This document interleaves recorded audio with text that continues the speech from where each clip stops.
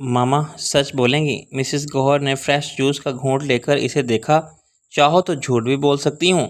दोनों आमने सामने डिनर टेबल पर एक अच्छे होटल में बैठे थे। फ़ाज़म इन्हें अपनी बाइक पर बिठाकर लाया था। कभी बाइक नाम की चीज़ पर नहीं बैठी थी। आगे पीछे से दो लोग भी इन्हें पकड़ कर बैठे रहते तो भी इन्हें यही खौफ रहता कि वो गिर जाएंगी। फ़ाज़म इन्हें ज़बरदस्ती बिठा लाया। साइकिल चलाने वाले भी इनसे आगे निकल गए और मिसेस गौहर का ख्याल था कि वो बहुत तेज़ चला रहा है। सिर्फ फ़ाज़म की खुशी के लिए वो बैठ गई थी। अगर मैं कहीं जाना चाहूँ तो आप क्या कहेंगी? मिसेस गौहर ज़रा सी देर के लिए खामोश हो गईं। तुम्हें आज़ादी है जाने की, जहाँ चाहे जाओ और अपना कैरियर बनाओ। मैंने आपसे पहले ही सच का पूछा था। आपको इस सवाल का जवाब हर हाल में सच ही देना होगा। आप मेरे जज्बात को एक तरफ रख दें। मैं और आप दो लोग बन जाते हैं, माँ बेटा नहीं। अब ये दो लोग सिर्फ सच बोलेंगे, सिर्फ सच। इन्होंने एक लंबी सांस ली। मैं अकेले नहीं रहना चाहती फ़ाज़म। पहले तुम्हारे बाबा गए, फिर अहमर चला गया, फिर अहमर को हमें छोड़ना पड़ा। मैं अपनी ज़िंदगी को कितना भी फ़ाल कर लूँ, लेकिन इन दो लोगों के ना होने से अंदर बहुत से हिस्से जामिद हैं। अगर तुम स्टडी के लिए कहीं जाना चाहते हो तो हम प्लानिंग कर सकते हैं। कैसी प्लानिंग? कोई भी। ये कहते ही इनकी आवाज़ धीमी पड़ गई। मेरे साथ चली जाएंगी फिर सब कुछ छोड़कर? तुमसे ज़्यादा कुछ भी कीमती नहीं। मैं अकेले नहीं रहना चाहती।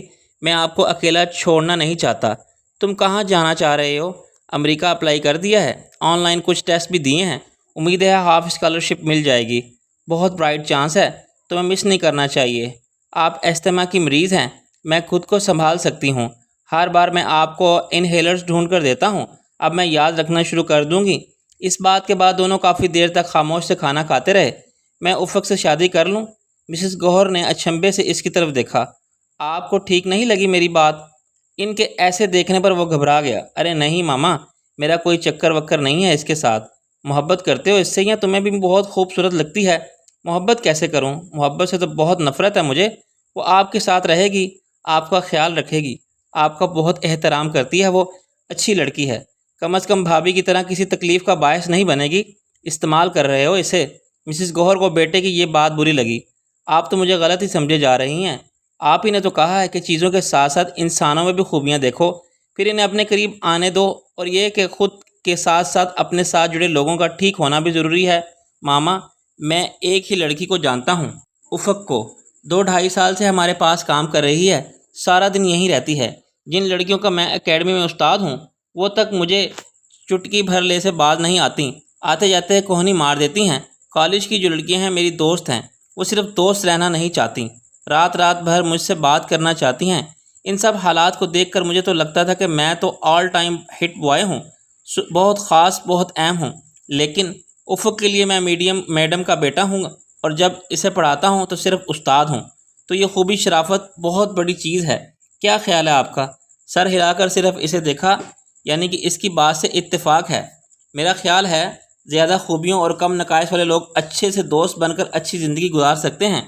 मेरे कमरे के एक कोने में रूमी की दी चीज़ें तरतीब से रखी तो आपने देखी ही होंगी। ये चीज़ मुझे हर रोज़ बताती है कि कोई मोहब्बत करने वाला ना मिले, लेकिन कदर करने वाला ज़रूर ढूंढ लेना चाहिए। मोहब्बत करे ना करे, साथ ज़रूर दे। मामा, मैं ज़िंदगी में बड़ी तबाही से बहुत डरता हूँ। अब मैं फुटपाथ पर आ जाने से नहीं डरता, अपनी ज़िंदगी में मौजूद किसी शख्स के गलत निकल आने से डरता हूँ। अगर ऐसा हुआ तो ये मेरे लिए बड़ी तबाही होगी। रूमी को मैं 4 बातें ज़रूर सुना आया था, लेकिन बहुत अरसे तक इसके लिए छुप छुप कर रोता रहा हूँ। इसने मोहब्बत नहीं की, लेकिन मैंने की थी। अगर वो एक बार मुझे फ़ोन कर ले तो मैं भागा जाऊँ इसके पास। मैं इसे माफ़ कर दूँगा। अगर मोहब्बत में भी माफ़ ना किया जाए तो किस जज्बे में किया जाए? लेकिन मैं जानता हूँ कि मैंने हाथ जोड़कर इसकी मिन्नत भी की तो वो भी नहीं मानेगी। इसे इस नक्शे से बहुत मोहब्बत है जो इसने खुद अपनी ज़िंदगी के लिए बनाया है। वो इस नक्शे में तब्दीली नहीं करेगी। एक बार मैं इसकी तबाही का शिकार हो चुका हूँ, दोबारा नहीं होना चाहता। मुझे अपनी ज़िंदगी में गलत लोग नहीं चाहिए। अगर ये लालच है तो हाँ, मुझे अच्छे लोग चाहिए हैं, सिर्फ अच्छे। मिसेस गौहर अपने बेटे की बातें बहुत गौर से सुन रही थी, और ये जानकर इन्हें बहुत दुख हुआ कि इनके बेटे के अंदर एक और ही सफ़र जारी है। वो बहुत गहरा हो गया है। उफ़क़, वो इतना कहकर चुप हो गई कि बात कहाँ से शुरू करें। फिर तो उफ़क़ से बोलें, बहुत मुख्तलिफ लड़की है फ़ाज़म। मैं इसमें नुक्स नहीं निकाल रही, लेकिन वो मुझे बहुत ज़्यादा मशीन और थोड़ी सी इंसान लगती है। कभी तुमने इसे हंसते देखा? मैंने भी कभी नहीं देखा। इसमें लड़कियों वाली कोई बात ही नहीं है। इसकी मदद जो اس سے کپڑے لاتی ہے، وہ انہیں استعمال ہی نہیں کرتی۔ میں نے پوچھا تو اس نے کہا اسے نئی چیزیں اچھی ہی نہیں لگتیں۔ اس کی مدر نے مجھ سے شکایت کی کہ وہ صرف ایک وقت کا کھانا کھاتی ہے، رات میں بمشکل 2 گھنٹے سوتی ہے۔ میرے پوچھنے پر اس نے بتا دیا کہ نہ اسے بھوک لگتی ہے نہ ہی نیند آتی ہے۔ میں نے وجہ پوچھی لیکن وہ خاموش رہی۔ کبھی کبھی منہ چھپا کر اپنی آنکھیں صاف کرتی ہے۔ اس کی آنکھوں کی اداسی تو اسے پہلی بار ملنے والا ہی جانچ لیتا ہے۔ وہ ہنستی نہیں، بولتی بھی نہیں، کسی خواہش کسی خواب کا ذکر نہیں کرتی۔ بس تم اس کے آگے کام کا ڈھیر لگا دو، وہ سر جھکائے کرتی رہے گی، جیسے کاموں میں خود کر چھپا رہی ہو، دفنا رہی ہو۔ مجھے وہ بہت پیاری ہے، لیکن فرازم تم ایسی روبوٹ سی لڑکی سے شادی کر لو گے؟ ٹھیک ہے، تم محبت کا ذکر نہیں کر رہے، تباہی کا کر رہے ہو۔ ایسی خاموشیاں بھی تباہی بن جایا کرتی ہیں۔ جب میں اس کی عمر میں تھی تو میرے اس سے زیادہ مسائل تھے۔ میرا گھر اس کے گھر سے زیادہ چھوٹا تھا، میں اس سے زیادہ غریب تھی، لیکن زندگی سے میرا ناتا ٹوٹا نہیں تھا۔ زندگی سے ناطے اسی وقت ٹوٹتے ہیں جب اندر کوئی تباہی برپا ہو، کوئی بھرم، کوئی خواب ٹوٹ چکا ہو۔ یہ سب اس کی مدر کی بیماری کی وجہ سے بھی ہو سکتا ہے، حالات کے بدترین ہو جانے کی وجہ سے بھی۔ شاید ہی وہ اپنے آپ سے باہر نکل سکے۔ اگر وہ تمہاری اچھی دوست بن کر زندگی گزار سکتی ہے تو مجھے اس کی ساس بننے پر کوئی اعتراض نہیں ہے۔ یہ سب باتیں جو فرازم کی ماں اسے کہہ رہی تھی، ان باتوں پر اس نے غور نہیں کیا تھا، اور یہ کوئی ایسی بری باتیں بھی نہیں تھیں۔ حساسیت تھی ان میں، اور یہ حساسیت افق میں پائی جاتی تھی۔ ان سب پر سوچا جا سکتا تھا، بات کی جا سکتی تھی، لیکن اس بنا پر اسے مسترد نہیں کیا جا سکتا تھا۔ وہ ایک بار تو افق سے بات کرنا چاہتا تھا، لیکن بات کیسے کرتا؟ جہاں وہ کام کرتی تھی وہاں اتنے لوگ تھے، باہر اس کے ساتھ وہ جائے گی نہیں، بلکہ اس میں اتنی ہمت ہی نہیں ہوگی کہ اس سے باہر جانے کا کہہ سکے۔ بہانے سے وہ اسے لے کر جانا نہیں چاہتا تھا۔ ماں اسے یہ کہتی اچھی نہیں لگتی تھی کہ افق جاؤ ذرا فرازم کے ساتھ چائے پی آؤ، یا وہ تم سے کچھ کہنا چاہتا ہے۔ اسی عالم میں چند دن گزر گئے۔ اتفاق سے اتوار کو شام کے وقت ایک فٹ پاتھ پر اسے وہ کھڑی نظر آ گئی۔ وہ جھک کر کچھ میگزینز دیکھ رہی تھی۔ اتوار کو اکثر فرازم پرانی انارکلی جا کر پرانی کتابوں کی چھانٹی بہت دل لگا کر کرتا تھا، اور بہت اعلیٰ درجے کی کتابیں چھانٹ کر لے آتا تھا۔ وہ کافی دیر سے ایک ایک اسٹال پر کتابوں کی ورق روانی کر رہا تھا۔ ذرا دور اسے وہ بھی نظر آ گئی۔ وہ جلدی جلدی سب ہی میگزینز دیکھ رہی تھی، جیسے اسے خاص چیز کی تلاش ہو۔ وہ اس کے قریب گیا اور سلام کیا۔ کچھ خاص ڈھونڈ رہی ہیں؟ اس کے ہاتھ میں فیشن میگزینز تھے۔ افق نے اس بات میں سر ہلایا۔ میں مدد کروں؟ مجھے مل گیا ہے میگزین۔ وہ جو میگزین دیکھ رہی تھی اسی کی طرف اشارہ کیا اور کتب فروش کی طرف بڑھا دیا۔ اس نے شاپر میں ڈال دیا۔ فرازم نے پیسے دے دیے۔ آپ نے کیوں دیے؟ وہ اس سے زیادہ الفاظ میں احتجاج کرنا چاہتی تھی، اس کی شکل بتا رہی تھی، لیکن اتنا ہی کہا، آپ ماما ہی کے کام کے لیے لے رہی ہے نا؟ تو ماما کے بیٹے نے ادائی کر دی۔ وہ خاموش رہی۔ احتجاج ابھی تک آنکھوں میں رقم تھا۔ خدا حافظ کہہ کر وہ آگے بڑھنے لگی۔ ذرا میری بات سنیے پلیز۔ جتنی تیزی سے وہ آگے نکلی اتنی ہی تیزی سے وہ پیچھے آیا۔ وہ رک کر دیکھنے لگی۔ پوچھا نہیں کہ کیا بات ہے؟ یہ اس طرف۔ اس نے ہاتھ سے اس طرف اشارہ کیا۔ ریگل کے پاس ایک بہت اچھائی کارنر ہے، آپ چلیں گی میرے ساتھ وہاں؟ اتنا کہہ کر وہ ڈر بھی رہا تھا کہ وہ میڈم کے بیٹے کے یہ پوچھنے پر اسے لفنگا سمجھ کر تھپڑ ہی نہ مار دے۔ وہ ہکا بکا اسے دیکھ کر رہ گئی۔ غصہ بھی جھلکنے لگا آنکھوں سے۔ نہیں، خود ہی کہہ دیا۔ چلیے وہاں نہیں تو یہ چند قدم پر سڑک پار کر کے بہت سے لوگوں کی پسندیدہ جگہ عجائب گھر ہے۔ میں ابھی آتے آتے دیکھ رہا تھا کہ اس کا باغ بہت اچھا ہے، صاف ستھرا، ہرا بھرا۔ اس کے رد عمل کا سوچ کر وہ گھبرا رہا تھا۔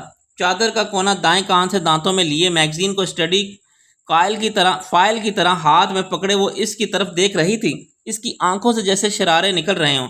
ان شراروں میں اسے دکھ بھی نظر آیا، جیسے اسے یہ امید نہیں تھی کہ وہ بھی دوسروں کی طرح اس کے ساتھ یہی کرے گا۔ لمحوں میں ہی ماحول بدل گیا تھا۔ وہ اسے بہت نفرت سے گھور رہی تھی اور ایسے کھڑی تھی جیسے اور انتظار میں ہو کہ دکھاؤ اپنی اوقات، کہاں تک جاتے ہو تم؟ نکلے نا تم بھی وہی، میرا یہ مطلب نہیں جو آپ سمجھ رہی ہیں۔ اس کے تاثرات پڑھ کر اس نے بے چارگی سے کہا، میں آپ کا استاد بھی ہوں، آپ کو پڑھایا ہے میں نے۔ اس کا یہ کہنے سے مقصد احسان جتانا نہیں تھا، اس سے اس کا مطلب اپنی شرافت بتانا تھا۔ تو اب آپ معاوضہ لینے آئے ہیں؟ اس کے انداز نے بتا دیا کہ وہ کتنے غصے میں ہیں۔ لمحوں میں ہی سالوں کا تاثر بدل چکا تھا۔ اس کی شرافت پر شک جا رہا تھا۔ بات بگڑ چکی تھی۔ ہو سکتا ہے وہ غصے میں کل آئے ہی نہ، اور یہ بھی کہ وہ اس کی کوئی وضاحت نہ سنے، انکار ہی صحیح وہ کر دے، لیکن وہ اسے بدماش لفنگا نہ سمجھے۔ فرازم کے مسام بھیگ گئے۔ چند ہی لمحوں میں وہ کیا سے کیا بن گیا اس کے لیے۔ اسے گھور کر وہ پلٹی اور 2 قدم اپنے راستے کی سمت اور اس سے مخالف سمت میں بڑھی۔ اس نے صرف تھپڑ ہی نہیں مارا تھا میڈم کے بیٹے کو، باقی نظروں سے کوئی کسر نہیں چھوڑی تھی۔ 2 سے 4 اور 4 سے 8 قدم چلنے اس کا وجود گواہی دے رہا تھا کہ بیچ راہ میں اس کی بے عزتی کی گئی ہے، پھر سے اسے صرف لڑکی سمجھا گیا ہے، پھر سے اس کی خوبصورتی پر نظریں ٹکی ہیں، اور مردوں کا کام ہی کیا ہے؟ موقع ملتے ہی موقع کا فائدہ اٹھانا۔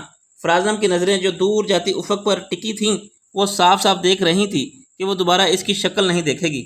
اس نے اس کے ساتھ کچھ ٹھیک نہیں کیا۔ جو افق کو سمجھنا تھا وہ سمجھ لیا، لیکن اس نے اسے پورا سنا نہیں۔ بھیڑ میں تیزی سے جگہ بناتی وہ جا رہی تھی۔ فرازم کو اندازہ نہیں تھا کہ یہ سب ایسے ہو جائے گا، لیکن اگر اب یہ ایسے ہی تھا تو ایسے ہی صحیح چھوڑے گا۔ وہ بھی اس کے پیچھے لپکا، آواز دے کر اسے روک نہیں سکتا تھا۔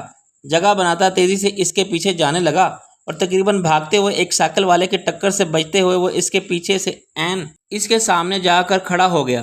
میں تو تم سے شادی کرنا چاہتا ہوں افق، اس نے فوراً کہہ دیا، بے حد سنجیدگی سے کہا، اس کی آنکھوں میں دیکھ کر کہا، مطلب تم غلط سمجھ رہی ہو مجھے، میں فلرٹ نہیں کر رہا، تمہارا استعمال نہیں کر رہا، وقت گزاری نہیں چاہیے، ان مردوں میں سے نہیں ہوں، اس نظر والا بھی نہیں ہوں، مجھے ویسا تو نہ سمجھو۔ قریب سے ایک موٹر سائیکل پوں پوں کرتی گزری۔ پرانی انارکلی کی اتوار بازار کی بھیڑ بھاڑ میں، اسٹالوں پر باجی آپا خالہ کی آوازوں میں، ٹریفک کے شور میں، ہجوم کی بن بناہٹ میں افق کو یہ آواز بہت بری لگی۔ شادی کرنا چاہتا ہوں۔ افق نے اس کی طرف ایسے دیکھا جیسے دراصل وہ اسے بتا رہا ہو کہ تمہارے پیروں کے نیچے کی زمین پھٹ رہی ہے، دیکھو دیکھو تم نیچے دھنستی جا رہی ہو، یہ زمین تمہیں نگل لے گی۔ ماما نے کہا کہ میں پہلے تم سے بات کر لوں۔ اس نے لفظ ماما کو سہارا لیا تاکہ وہ یقین کر لے کہ اس سب کا ماں کو بھی معلوم ہے اور وہ اسے الو نہیں بنا رہا۔ میں تو صرف بات کرنے کے لیے کہہ رہا ہوں، میرا مقصد غلط نہیں تھا۔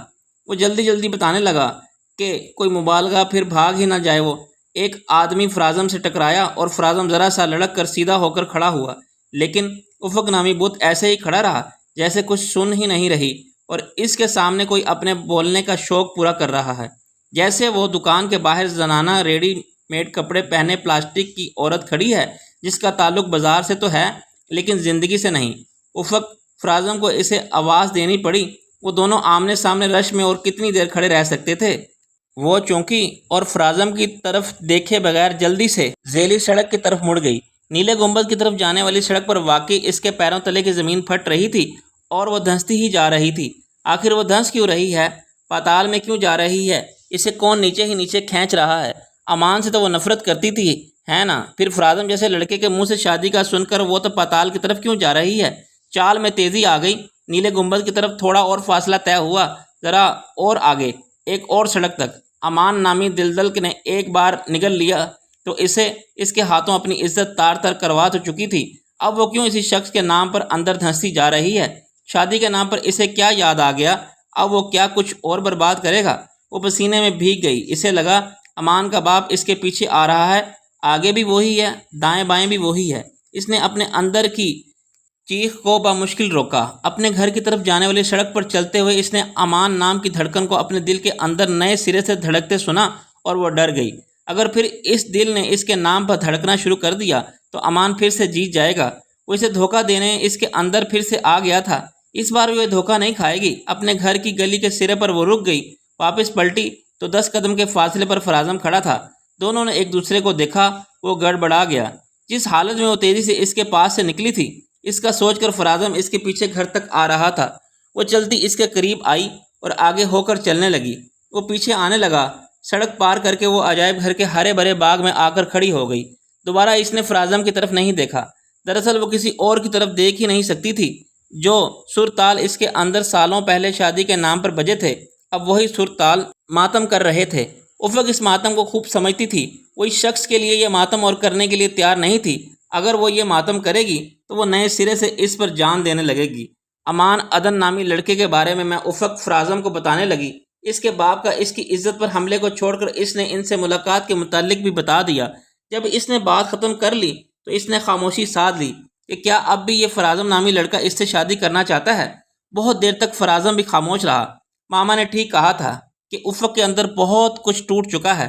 اس نے اتنا کہا اور خاموش ہو گیا۔ افق کو جیسے جواب مل گیا۔ وہ اسے انکار کر رہا تھا۔ جس طرح اسے اس کے پرپوز کرنے پر خوشی نہیں تھی، ایسے انکار پر بھی دکھ نہیں تھا۔ اسے عدن کا خوف تھا کہ وہ پھر نہ اس کے اندر آن بسے، اس کا خیال پھر نہ اسے آ لے۔ وہ یہ بھی جانتی تھی کہ اتنی بڑی بات سن کر وہ اس سے شادی کے خیال کو اپنے ذہن سے جھٹک ہی دے گا۔ تم جیسی لڑکی کو کوئی بھی آسانی سے بیوقوف بنا سکتا ہے۔ اس کی اگلی بات سن کر وہ زمین میں گر گئی اور اب اسے احساس ہوا کہ اس نے کتنی بڑی غلطی کی ہے اسے یہ سب بتا کر۔ اس کے بعد وہ دوسرا شخص ہے جسے اس نے اس بارے میں معلوم ہونے دیا۔ یہ بات اس نے اپنے اندر راز کی طرح نہیں، ایک گناہ کی طرح چھپا رکھی تھی۔ اس نے اپنے گناہ کا خود ہی پردہ چاک کر دیا۔ اب یہ اس کا مذاق اڑائے گا۔ وہ جو اسے سمجھ رہا تھا کہ اس کے الٹ سمجھے گا اور وہ اٹھنے لگے گی۔ جو چھوڑ جاتے ہیں وہ اپنا نقصان کرتے ہیں۔ اٹھنے کے لیے پر تولتی افق نے اس کی طرف دیکھا۔ اس نقصان پر انہیں افسردہ ہونا چاہیے۔ میں نہیں افق، وہ مسکرایا۔ افق بیٹھ گئی۔ فرازم نے اسے رومی کے بارے میں بتا دیا۔ وہ لوگوں نے وہاں بیٹھے بیٹھے خود کو بیان کر دیا۔ افق کو اب زندگی میں کسی مرد کی ضرورت نہیں تھی، اسے تو خود کو امان سے بچانا تھا۔ وہی جیسے شخص کے لیے جو لوگ لینا نہیں چاہتی تھی۔ فرازم اپنی زندگی میں ایسے لوگوں کو شامل کرنے سے ڈرتا تھا جو آئیں اور پھر سے اسے چھوڑ جائیں اور وہ ٹوٹ جائے۔ وہ دونوں فی الحال اپنے اپنے اندرونی ادوار کے خاتمے کے لیے ایک دوسرے کی طرف بڑھ رہے تھے۔ ان دونوں میں محبت نامی احساس کہیں بھی نہیں تھا۔ مسز گوہر افق کے گھر جا کر اس کا ہاتھ مانگ آئیں، جیسے فوراً قبول کر لیا گیا۔ جمال اور اسد کی خوشی کا ٹھکانہ نہیں تھا۔ انہیں اتنا پیارا بھائی جان مل رہا تھا۔ طے یہ پایا کہ فرازم کے جانے سے پہلے نکاح کر دیا جائے گا۔ فرازم کے کاغذات میں تھوڑی سی ہی کمی بیشی مدد کی رہ گئی تھی، جن کے لیے وہ بھاگ دوڑ کر رہا تھا۔ برطانیہ کی طرف سے جو اس کا ویزا منسوخ کیا گیا تھا، اس وجہ سے اسے کافی مشکلات کا سامنا کرنا پڑ رہا تھا۔ بہرحال اب تو وہ ہر طرح کی اور ہر مقام پر اچانک سے مل جانے والی مشکلات کا عادی ہو چکا تھا۔ کبھی کبھار ہی مسز گوہر کی احمد سے بات ہو جاتی تھی۔ انہوں نے اسے فرازم کے نکاح میں شرکت کی دعوت دی۔ اتنے پیسے لگا کر وہ صرف نکاح میں شرکت نہیں کر سکتا تھا، اور پھر اسے ڈر تھا کہ پیسوں کا تقاضا نہ پھر نہ کر لیا جائے۔ اس نے بہانے سے انکار کر دیا۔ مسز گوہر نے کبھی اسے یہ نہیں بتایا تھا کہ ان کا کاروبار کتنا اچھا چلنے لگا ہے، اور اس کاروبار کے لیے دونوں ماں بیٹے اور ان کی ہونے والی بہو نے کتنی محنت کی ہے۔ ان کا خیال تھا کہ اگر ان کا بیٹا ان کے برے وقت میں حصے دار نہیں بنا تھا تو اچھے میں بھی بننا بھی پسند نہیں کرے گا۔ احمد اپنی ماما سے یہ نہیں پوچھتا تھا کہ وہ وہاں کیسے اور کہاں رہ رہی ہے۔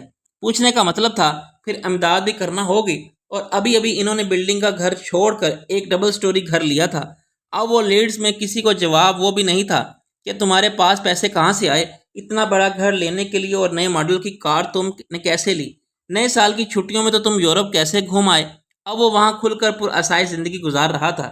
اس کا انگریز نما بھائی سیکنڈ ہینڈ بائک چلاتا رہا تھا۔ ماں 18 گھنٹے کھڑی ہو کر کٹنگ کرتی رہی تھی، لیکن جو بھی تھا وہ مسز گوہر اور فرازم کے لیے بہت اچھا تھا۔ وہ ایک پرآسائش زندگی نہیں گزار رہے تھے، لیکن وہ کمینے اور غاصب نہیں بنے تھے۔ تو ایسی آسائشوں سے محنت اور خودداری بھلی چیزوں کی تعداد میں کمی ہو جانی چاہیے، خوبیوں کی نہیں۔ نیکی کی توفیق ملے نہ ملے، گناہ سے دوری کی ضرور ملنی چاہیے۔ مسز گوہر کو اتنا شوق ضرور تھا کہ احمد اپنے بھائی کی شادی میں آ جائے، کم سے کم کوئی ایک تو دوسرے کی شادی میں شرکت کر لے، لیکن تانیہ کے ہوتے وہ نہیں آئے گا۔ جمعے کے دن دوپہر کے وقت بند گلی کے ہرے رنگ کے دروازے کے گھر میں فرازم اپنی چھوٹی سی بارات لے کر اترا۔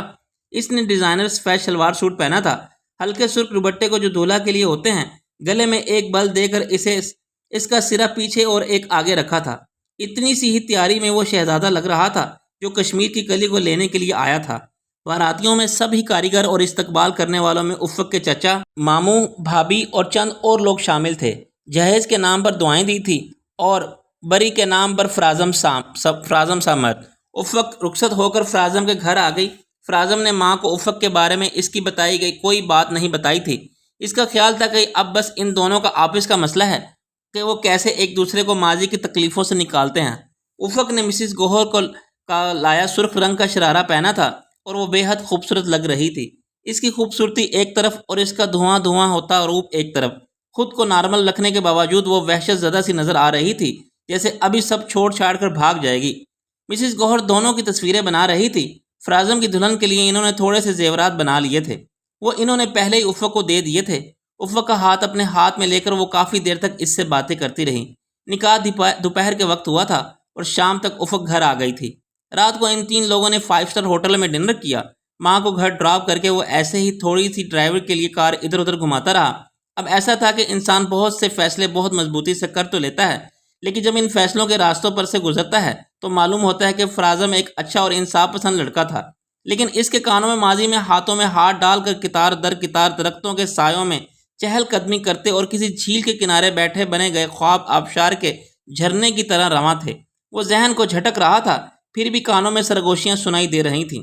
ایک خفیف سی کپ کپاہٹ اس کے اندر تھی۔ اب اسے معلوم ہوا کہ کسی کو دھکا دے کر گھر سے باہر نکال کر دروازہ مقفل کر دینے سے کوئی زندگی سے نہیں چلا جاتا۔ دل ہر دل ہر دھکے لگاتا ہے۔ دل والوں کو نکالنے کے لیے وقت آنے پر ان دھکوں کا بھانڈا پھوٹ ہی جاتا ہے۔ اس نے افق کو دیکھا، دونوں ہاتھوں کو گود میں رکھے وہ تازہ تازہ پینٹ سے بنائی گئی دیوی لگ رہی تھی۔ اس کا چہرہ اسی دیوی جیسا لگ رہا تھا جسے حنوط کر کے تابوت میں بند کر دیا گیا ہو۔ تازہ تازہ جو پر صدیوں پرانا چہرہ، چند گھنٹوں کی دلہن کا صدیوں سے نادہ۔ آئس کریم کھاؤ گی؟ جی کھا لوں گی۔ آواز اتنی دھیمی تھی کہ بمشکل فرازم نے سنا۔ میرا خیال تھا کہ تم کہو گی میرا کھانے سے ہی پیٹ بھر گیا۔ وہ ہنسا تھا کہ وہ بھی ہنسے، پھر میں نہیں کھاتی۔ وہ ہنسی نہیں، سنجیدہ ہی رہی۔ وہ اس کے مذاق کو سمجھی ہی نہیں۔ جب تک تم نے حس مزاح آئے گی میری حس مزاح مر چکی ہوگی۔ میں تو تمہیں ایک دو لطیفے سنانے جا رہا تھا، لیکن مجھے تو تمہیں لطیفے سمجھانے بھی پڑیں گے۔ وہ چپ رہی، ہولے سے بھی کبھی کبھی گود میں رکھے ہاتھوں کو جنبش دے دیتی، ایسے سمر کر بیٹھی تھی جیسے بہت خوف زدہ ہو۔ بہت برے سے اسے وقت یاد آ رہا تھا کہ دوسری بار کسی کے ساتھ کار کی فرنٹ سیٹ پر بیٹھی تھی۔ پہلی بار کا بیٹھنا یاد آ رہا تھا۔ دونوں میں خاموشی رہی۔ بنا کہے دونوں ہی سمجھ گئے ایک دوسرے کے ساتھ جڑے رشتے کو سمجھنے، اس رشتے کو نبھانے، دوست بن کر ہی صحیح، ساتھ ساتھ خوشی خوشی زندگی گزارنے میں انہیں وقت لگے گا۔ فرازم کے پاس چند ہفتے ہی تھے، اس کا ویزا آ چکا تھا۔ وہ جانے کی تیاری کر رہا تھا۔ افق نے اچھے نمبروں سے BA پاس کر لیا تھا۔ اسے ساتھ لے جا کر اس نے اس کا پنجاب یونیورسٹی اولڈ کیمپس میں ایڈمیشن کروا دیا۔ وہ چاہتا تھا کہ وہ ریگولر اسٹڈی کرے۔ افق کا کہنا تھا کہ وہ کام کرنا چاہتی ہے، اس طرح یونیورسٹی جا کر اس کا بہت وقت صرف ہوگا، لیکن فرازم کا کہنا تھا کہ وہ اپنی زندگی میں کام سے نکل کر اپنے لیے بھی کچھ کرے۔ کلاسز شروع ہوتے ابھی وقت تھا۔ فرازم کے جانے سے پہلے ایک اور پیش رفت ہوئی جس نے ان کی زندگی میں تھوڑی اور تبدیلی کر دی۔ افق کی اماں کا ایک بند گلی میں تھا۔ اس گلی کے دونوں گھر ایک پارٹی مارکیٹ بنانے کے لیے خریدنا چاہتی تھی۔ اس گلی کے سرے پر سڑک تھی اور اس سڑک پر بہت سی دکانیں تھیں۔ جو پارٹی وہ جگہ لینی چاہتی تھی اسے راتوں رات ہی جگہ چاہیے تھی، اس لیے انہیں اچھی خاصی قیمت کی پیشکش کی جا رہی تھی۔ رقم اتنی اچھی تھی کہ انکار کا سوال ہی پیدا نہیں ہوتا تھا۔ باہمی مشاورت سے یہ طے پایا کہ افق کا خاندان فی الحال مسز گوہر کے گھر میں رہے گا۔ آئندہ کے لیے کچھ بھی پلان کیا جا سکتا ہے۔ دونوں گھر بک گئے۔ بھابھی مرکزی شہر سے 2-4 مرلے کے گھر میں چلی گئی۔ افق کا گھرانہ مسز گوہر کے گھر میں آ گیا۔ جس حال نما کمرے میں سامان پیک کر کے رکھا جاتا تھا وہاں لکڑی سے پارٹیشن کروا لیا گیا۔ ان کے پچھلے گھر سے بڑا اور کھلا کمرہ بن گیا۔ فرازم نے ایک بیڈ لا کر وہاں سیٹ کر دیا۔ آرڈر لینے اور سپلائی کرنے کی ذمہ داری جمال نے سنبھال لی۔ فرازم کی موٹر بائیک اسے دے دی گئی۔ گھر بیٹھتے جو رقم وصول ہوتی تھی اسے افق نے مسز گوہر کے حوالے کیا۔ وہ اسے بزنس میں لگانا چاہتی تھی۔ دونوں پارٹنرز کی طرف برابر آ گئے۔ اب وہ ایک خاندان بن گئے تھے۔ انہیں مل کر محنت کرنی تھی، مسائل کا حل مل کر نکالنا تھا، وسائل اور کامیابی کے لیے مل کر جدوجہد کرنی تھی۔ وہ سب جدا جدا تھے لیکن ان میں ایک قدر مشترک تھی، وہ لفظ محنت۔ وہ یہ سیکھ چکے تھے کامیابی کے راستے خدا کے ہاتھ میں، لیکن ان سب نے اپنی اپنی سیڑھیاں بنا لی تھیں۔ رات کے وہ اس کی پیکنگ کر رہی تھی۔ اس گھر کی ایک ہی رونق تھی، فرازم، اور وہ جا رہا تھا۔ جانے سے پہلے وہ سب کو کرائے کی کار میں خوب گھماتا رہا۔ جمال اور اسد نے زندگی میں تفریح نام کی چیز نہیں دیکھی تھی۔ اب وہ ہر وقت فرازم کے ساتھ چپکے رہتے۔ جہاں تو اب گھر ہی وہی ہوتا، جمال تو اب گھر ہی میں ہوتا تھا، رات کو ہی پریس جاتا تھا، لیکن اسد اسکول سے آنے کے بعد فرازم کے ساتھ ساتھ رہتا تھا۔ جتنی بار بھی وہ خریداری کرنے کے لیے گیا اسد اس کے ساتھ ہی رہا۔ اکثر تینوں مال پر چہل قدمی کرتے، بھنے ہوئے چنے کھاتے، آئس کریم، گول گول گپے، اور انہیں تو فرازم ان کے ساتھ شرط باندھ کر دوڑ لگانے لگتا۔ اس کا معمول تھا مسز گوہر کے ساتھ چھٹی والے دن باغ جناح جانا، چہل قدمی کرنا، کبھی کبھی بیڈمنٹن کھیل لیتے۔ اب وہ سب ساتھ جانے لگے تھے۔ اسد اور جمال اس کے ساتھ کرکٹ کھیلتے۔ اماں سب کو ایسے ہنستے کھیلتے دیکھ کر گلابی ہوتی جا رہی تھی۔ صحت اچھی ہو گئی تھی لیکن اس اطمینان اور سکون کو اچھی کر دی تھی۔ بیڈمنٹن کھیلتے وہ ریکٹ افق کے ہاتھ میں بھی دیتا تو وہ سر نفی میں ہلا دیتی۔ وہ پکڑ کر دور سامنے جا کھڑا ہو جاتا۔ جب وہ ہر شٹل کو مس کر دی تو ایسے شرمندہ ہوتی جیسے بہت بڑا گناہ کر لیا ہے، اور باغ جناح کے سب ہی لوگ اس کے گرد اکٹھے ہو کر شیم شیم کہہ رہے ہیں۔ افق، آخر ریکٹ کو ایسے پکڑنے میں تمہارا کیا جاتا ہے؟ وہ قریب آ کر پھر اسے بتاتا کہ ریکٹ کو کیسے پکڑنا ہے۔ اس کے دور جاتے ہی وہ پھر سے بھول جاتی۔ اس شٹل سے تم اتنا ڈر کیوں رہی ہو؟ یہ دیکھو اس میں کوئی بم فٹ نہیں ہے۔ وہ ریکٹ اسد یا جمال کو پکڑا دیتی۔ فرازم دور سے ہاتھ چلاتا، واپس کرو اسد اسے۔ وہ واپس اس کے ہاتھ میں پکڑا دیتے۔ کھیلتی کیوں نہیں افق باجی؟ ایسے کھیلو ایسے۔ اسد بھی اس کے پاس آ کر بتاتا۔ فراعظم نے اس کی طرف ہٹ کر اور وہی پہلی ہٹ اس نے ریورس کی تو وہ ریکٹ چھوڑ چھاڑ کر دل پر ہاتھ رکھ کر کہکے لگانے لگا۔ اسد اور جمال نے تالیاں بجائیں۔ وہ چلتا ہوا قریب آیا۔ اسد میں جا رہا ہوں، لیکن تم یاد سے یہاں آ کر یادگاری پودا لگا جانا، ٹھیک یہاں جہاں افق کھڑی تھی وہاں کھڑے ہو کر اس نے کہا۔ ٹھیک ہے فراعظم بھائی، اور کچھ؟ میرا خیال ہے اتنا ہی کافی ہے۔ ٹھوڑی پر ہاتھ رکھ کر اس کی طرف دیکھا۔ وہ ریکٹ ہاتھ میں لیے کھڑی رہی کہ جاؤں یا نہیں رہوں۔ پھر وہ اس کے ساتھ لمبی لمبی سڑکوں پر چہل قدمی کرتا، ہلکی پھلکی باتیں کرتا۔ ایک بار اسے خریداری کے لیے لے گیا۔ اسے اپنی پسند کے لیے کھڈی اور سوتی کے کرتے اور جینس کے کپڑے نما تنگ پاجامے لے کر دیے، پمپ شوز لے کر دیے، بڑے بڑے کلاسک ہلکے رنگوں کے ہینڈ بیگز لے کر دیے۔ تمہاری یونیورسٹی وارڈروب تیار ہے۔ اس کا کہنا تھا کہ کپڑے کم ہی ہوں لیکن صاف ستھرے ہوں، وہ ایک ہی کیوں نہ ہوں، نفیس ہوں، اچھے رنگ کے کپڑے ہوں۔ اسے اپنی یونیورسٹی بیگ میں کیا کیا رکھنا تھا اس نے اسے یہ بھی بتایا۔ کسی سے ڈرنا نہیں اور سب سے حال ہائے رکھنا۔ اس نے سمجھایا کہ لوگوں کے ڈر کو اپنے اندر سے نکال دو، ان سے فاصلے پر رہو، لیکن انہیں جانچتی رہو۔ جب ہم زیادہ لوگوں کو جانچ لیتے ہیں تو کم بیوقوف بنتے ہیں، جھوٹ اور سچ میں تمیز کرنے لگتے ہیں، بہادر بننے لگتے ہیں۔ اس کی پیکنگ مکمل ہو گئی۔ اسے صبح کی فلائٹ سے جانا تھا۔ سب لوگ کھلی چھت پر موجود باتیں کر رہے تھے۔ اسد نے ابھی سے رونا شروع کر دیا تھا اور فراعظم اسے بہلا رہا تھا۔ جب وہ کمرے میں آیا تو اس کے کپڑے استری کر رہی تھی۔ وہ بیگ کی زپ کھول کر سرسری نظر سامان پر ڈالنے لگا۔ افق آواز دی۔ اس نے سوئچ بند کر دیا کہ کوئی کام ہوگا۔ ارے نہیں، تم کام کرتی رہو، میں یہاں آ کر بیٹھ کر بات کر رہا ہوں۔ اس نے سوئچ آن کر دیا اور پھر سے استری کرنے لگی۔ مجھے چند سال تو لگ ہی جائیں گے امریکہ میں۔ اتنا کہہ کر وہ خاموش ہو گیا اور خاموش ہی رہا۔ اگلی بات کے انتظار میں افق نے ہی مڑ کر اسے دیکھا۔ وہ اسے ہی دیکھ رہا تھا۔ اسے ایسے دیکھتے پا کر وہ جھٹ سیدھی ہو گئی۔ تم مجھے یاد کرو گی؟ ایسے ہی پوچھ رہا ہوں، بس ایسے ہی، روز فون کیا کروں گا۔ ایسے میں یاد کیا کرنا؟ وہ سوال پوچھ کر خود ہی ڈر گیا کہ اگر اس نے نہ کہہ دیا یا کوئی بھی جواب نہ دیا تو اس نے جواب کی گنجائش ہی ختم کر دی۔ افق نے اس بات میں سر ہلایا۔ ایک اور بات پوچھ لوں؟ انداز بچکانا تھا، لیکن دراصل اسے بچکانا بنایا گیا تھا۔ جی میں سن رہی ہوں۔ یہ نہیں کہا؟ ضرور ضرور۔ اس سوال پر وہ خود بھگ سے اڑ گئی کہ نہ جانے کیا پوچھ لے۔ اس نے دیکھا کہ وہ استری شدہ شرٹ کے کالر کو پھر سے استری کر رہی ہے، بار بار اسے استری کر رہی ہے۔ سوال پوچھنے کی نوبت ہی ختم ہو گئی جب اس نے افق کو وقت دے ہی دیا تھا اور بنا کہے اس نے مانگ بھی لیا تھا۔ پھر اسے دل لگی نہیں کرنی چاہیے تھی۔ وہ اٹھ کر کمرے سے چلا گیا۔ افق نے اسے جاتے دیکھا اور چاہا کہ اسے روک کر پوچھے کہ کیا پوچھنا تھا، لیکن وہ ایسا نہیں کر سکی۔ ابھی اس میں اتنی ہمت نہیں آئی تھی اور ابھی وہ اس سے پوچھنا نہیں چاہتی تھی۔ ابھی وہ ہر سوال پوچھے جانے سے ڈرتی تھی، ہر جواب کے لیے تیار بھی نہیں تھی۔ ابھی تو وہ صرف فراعظم کا احترام کرتی تھی، صرف احترام۔ باقی سب جذبوں کے لیے نہ جانے کتنا وقت درکار تھا۔ ہفتہ کی رات ان سب نے ان سے خدا حافظ کہا اور اس کو گھسیٹنے والی نے ایک اور بار مڑ کر خاص طور پر افق کو دیکھا۔ وہ جلدی ہی اسے بھی بوسٹن بلا لے گا۔ افق کے پیسوں اور کچھ اپنی بچت کو مسز گوہر نے استعمال کیا اور قذافی اسٹیڈیم میں ایک دکان کرائے پر حاصل کرنے میں کامیاب ہو گئی۔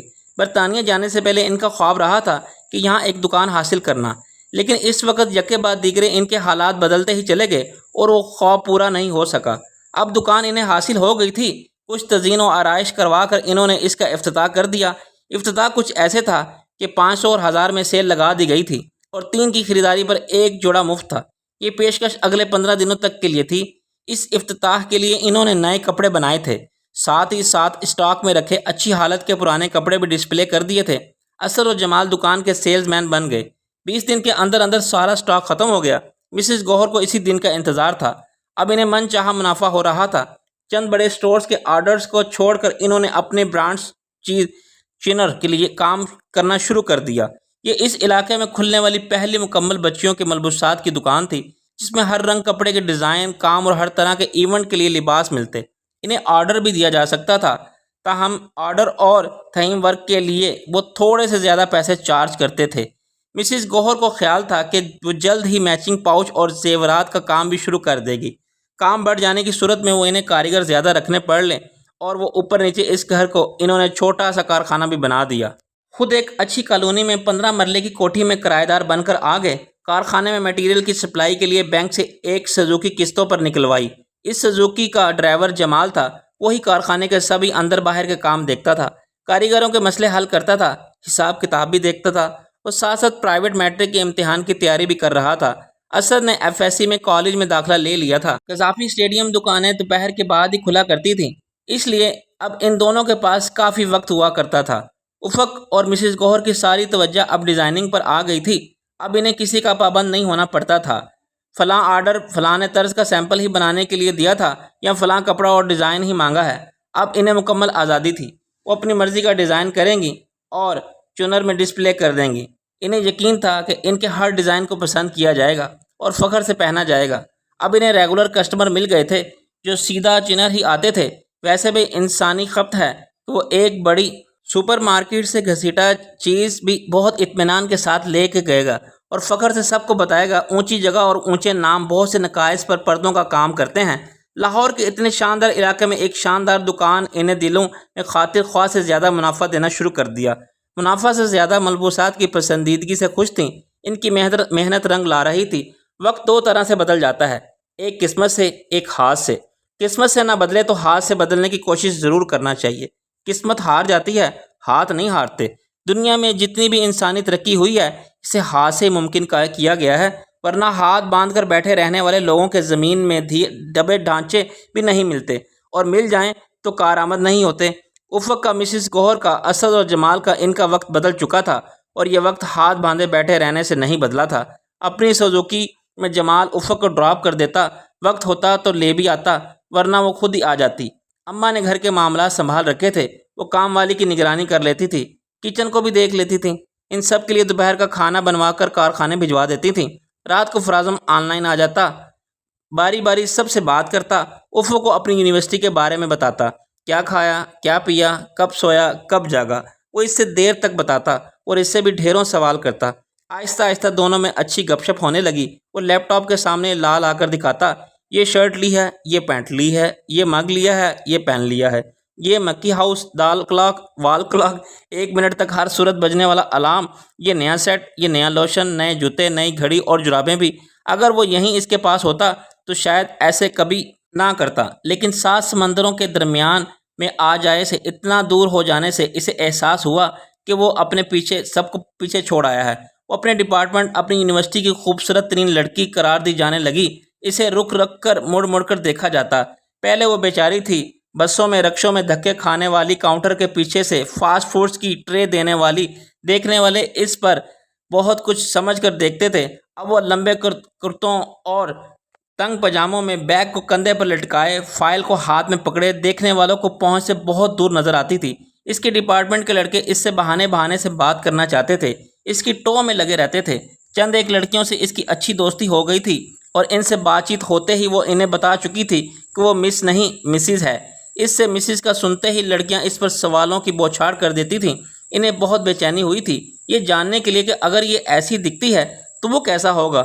لڑکوں کو جب یہ معلوم ہوا تو انہیں جھوٹ لگا کہ ایک نے اسے سفید جھوٹ کہا۔ وہ جانتے تھے کہ کچھ لڑکیاں لڑکوں سے دور رہنے کے لیے یہ جھوٹ مشہور کر دیتی ہیں کہ ان کا نکاح ہو چکا ہے یا منگنی۔ اگر یہ سفید جھوٹ بھی تھا تو افق کا انداز ایسا تھا کہ کوئی لڑکا اس کے قریب جانے کی جرت نہیں کر سکتا تھا۔ فرازم سے شادی ہونے کے باوجود وہ لڑکوں سے سخت نفرت کرتی تھی۔ جہاں لڑکے اسے موبائل ہاتھ میں پکڑے یا باتیں کرتے نظر آ جاتے، اس کا خون کھل جاتا۔ لڑکوں کے گروپ میں ہنسی کے فوارے پھوٹ جاتے اور تو اس کے پسینے نکلنے لگتے۔ اسے یقین ہو جاتا کہ کس لڑکی کا مذاق اڑایا جا رہا ہوگا۔ وہ لڑکوں سے نفرت کرتی تھی یا ان سے خوف زدہ تھی، اس کا تاثر اس نے اپنے چہرے پر کبھی نہیں آنے دیا۔ ہاں، اس کی ذات میں ایک واضح نشان ضرور بن کر ابھرا آیا تھا، دور رہو۔ جب وہ اور مسز گوہر کسی ہوٹل میں منعقد کسی نمائش میں جاتی تو لوگ اسے کوئی بڑی ڈیزائنر سمجھتے۔ وہ دونوں اور دوسروں کے کام کا بغور مشاہدہ کرتی تھی، اس سے انہیں اپنے کام میں جدت لانے کے نت نئے آئیڈیاز ملتے تھے۔ فیشن سے متعلق ہونے والے ایونٹس میں وہ دونوں اکثر جایا کرتی تھیں۔ ان کا اپنا ارادہ بھی ایک ایونٹ کروانے کا تھا، لیکن ابھی نہیں۔ آج کل وہ کرائے پر ایک کارنر یا دکان حاصل کرنے کی کوشش کر رہی تھی۔ اب وہ ایک اور دکان کا کرایہ افورڈ کر سکتے تھے، ایڈوانس بھی ان کے پاس تھا۔ دوسری طرف مسز گوہر کا خیال تھا کہ اگر کوئی مناسب دکان نہیں ملتی تو کسی اچھی سوسائٹی یا ٹاؤن میں وہ لوگ ماہوار قسط پر ایک اچھا گھر لے لیں گے۔ افق اس کے خلاف تھی، اس کا کہنا تھا کہ فی الحال بزنس کو ہی ترقی دی جائے۔ فرازم کا ووٹ مسز گوہر کے حق میں گیا اور اس نے گھر لینے کے لیے کہہ دیا۔ اس کا مشورہ یہ تھا کہ جو ادائیگی گھر کے کرائے کے سلسلے میں کی جاتی ہے وہی گھر کی قسط میں ادا کر دی جائے گی، اور دکان کے ایڈوانس کے لیے وہ کچھ اور انتظار کر سکتے ہیں۔ لاہور کے مرکز سے ذرا سا دور ایک اچھے ٹاؤن میں انہوں نے ایک بنگلے کی ایڈوانس پیمنٹ کر دی، باقی رقم انہیں 2 سال کے اندر اندر ادا کرنی تھی۔ مسز گوہر کی خوشی دیکھنے لائق تھی۔ جسے انہوں نے اس کا بچا ہوا گھر واپس مل گیا ہو، وہ بے حد خوش تھیں۔ جمال اور اسد کو الگ الگ کمرے مل گئے، افق کو اپنے شوہر کا اپنا گھر مل گیا۔ سیاہ لانگ کوٹ پہننے وہ ٹرالی گھسیٹتی شیشے کے دروازے کے پار دیکھ رہی تھی۔ اس کی فلائٹ وقت پر آئی تھی، لیکن اس کا سامان گم ہو گیا تھا۔ اسے اپنے سامان کو ڈھونڈنے میں کافی وقت لگا۔ وہ لوگن انٹرنیشنل ایئرپورٹ پر موجود تھی۔ ایسا تو نہیں ہو سکتا تھا کہ فرازم اس کا انتظار کر کے چلا گیا ہو۔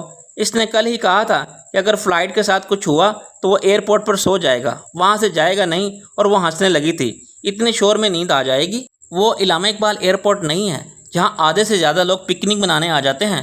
امریکیوں کا ہوائی اڈہ ہے، ہزار کیا لاکھ بھی ہوں تو شور نہیں ہوتا۔ کتنے اچھے ہیں امریکی، پاکستانیوں کو تو کچھ آتا ہی نہیں۔ طنز مت کرو، سامان باندھ لو۔ وہ تو ماں نے کب سے باندھ دیا۔ میرے لیے کیا لا رہی ہو؟ شلوار سوٹ ہیں اور بس؟ جہاز میں بس لانے دیں گے کیا؟ دیر تک کہکا گونجتا رہا۔ امریکہ میں پاکستانی کمیونٹی نے ایک نمائش کا اہتمام کیا تھا۔ فرازم نے ان کے لیے بھی ایک اسٹال بک کروایا تھا۔ ان دونوں افق کے ایم اے پارٹ 1 کے امتحان چل رہے تھے۔ اس کا خیال تھا کہ دونوں ہی آ جائیں، لیکن صرف مسز گوہر کو ہی جانا پڑا۔ 2 ماہ امریکہ فرازم کے پاس رہ کر اور کامیاب نمائش نپٹا کر وہ واپس آ گئیں۔ کارخانے میں ان میں سے کسی کا ایک ہونا بھی ضروری تھا۔ امتحانات کے باوجود افق نے کارخانہ سنبھالے رکھا۔ اس بار ویسی ہی ایک اور نمائش کے لیے افق جا رہی تھی۔ اس کا ایم اے ہو چکا تھا، رزلٹ آنے والا تھا۔ فرازم بھی ایم ایس سی کر چکا تھا۔ جاب وہ پہلے کر رہا تھا، آج کل 1-2 کورسز کر رہا تھا۔ امریکہ میں اس نے چند جگہ اپلائی کیا ہوا تھا اور اسے امید تھی کہ اسے ایک آدھ کال ضرور آئے گی۔ افق کا ذہن وہ پہلے سے ہی بنا چکا تھا کہ ایم اے کے بعد وہ ڈریس ڈیزائننگ کا کورس امریکہ سے کرے گی۔ مسز گوہر اس کی ایسی باتیں سن لیتی تو بہت ہنستی۔ ہاں بھاگ جاؤ سب بھاگ جاؤ۔ پہلے تم بھاگے، اب افق کو تیار کر رہے ہو؟ یہ میری ماں نے کہا یا افق کی ساس نے؟ دونوں نے، وہ کھلکھلائیں۔ افق کافی دیر سے کھڑی تھی۔ فرازم نظر آ کر نہیں آ رہا تھا۔ اس کا خیال تھا کہ وہ نکلتے اسے سامنے کھڑا ملے گا، لیکن اب ہاں اور دور سے آتا دکھائی دیا، اسے نظر آ گیا تھا۔ وہ تیزی سے بھاگتا ہوا آ رہا تھا۔ 2.5 سال دونوں نے ایک دوسرے کو آن لائن دیکھا تھا۔ 2.5 سال لیپ ٹاپ سے آمنے سامنے رہے تھے۔ اس نے اس کی ہر بات سنی تھی، بہت سے لطیفوں پر ہنستی رہی۔ اس کی خریدی کی بہت سی چیزوں کو ناپسند کیا تھا۔ بخار اور زکام میں اس کی سرخ ناک کا مذاق اڑایا تھا، اور اب وہاں کھڑے بھاگے ہوئے ایک شخص کو اپنے قریب آتے دیکھے افق کو عجیب لگ رہا تھا۔ اس کا دل دھڑک رہا تھا۔ اس پر اس کی پہلی نظر پڑی اور اس کے دل نے چاہا کہ چھلانگ لگا کر باہر آ جائے۔ اس پر اس کی نظر پڑی تو جی نہیں چاہا کہ وہ نظر واپس لوٹ آئے۔ دونوں کی نظریں ملیں۔ فرازم خوش دلی سے مسکرایا۔ اس نے ایک ہاتھ میں پھول تھے اور اس کے قریب آ کر وہ بریک لگانے کے انداز میں رکا۔ او میری افق! پھول اس کے ہاتھ میں دیے۔ ایک ایکسیڈنٹ ہو گیا تھا، 1 گھنٹے سڑک جام تھی۔ اس نے پھول پکڑ لیے۔ فرازم نے ٹرالی سنبھال لی۔ کسی نے تمہیں جہاز سے اتر جانے کے لیے تو نہیں کہا؟ ایک نے مشورہ دیا تھا کہ اتر جاؤ، کیوں پاگلوں کے ملک میں جا رہی ہو؟ فرازم کا کہکا ایئرپورٹ کی عمارت میں بکھر گیا اور وہ بہت خوش نظر آ رہا تھا۔ اس کی طرف دیکھ کر لگ رہا تھا کہ وہ بہت دل لگا کر تیار ہوا ہے۔ اس کے بالوں کا سٹائل، اس کا نیا لیا کوٹ اور نیا مفلر، نئی گھڑی، خاص کر پرفیوم۔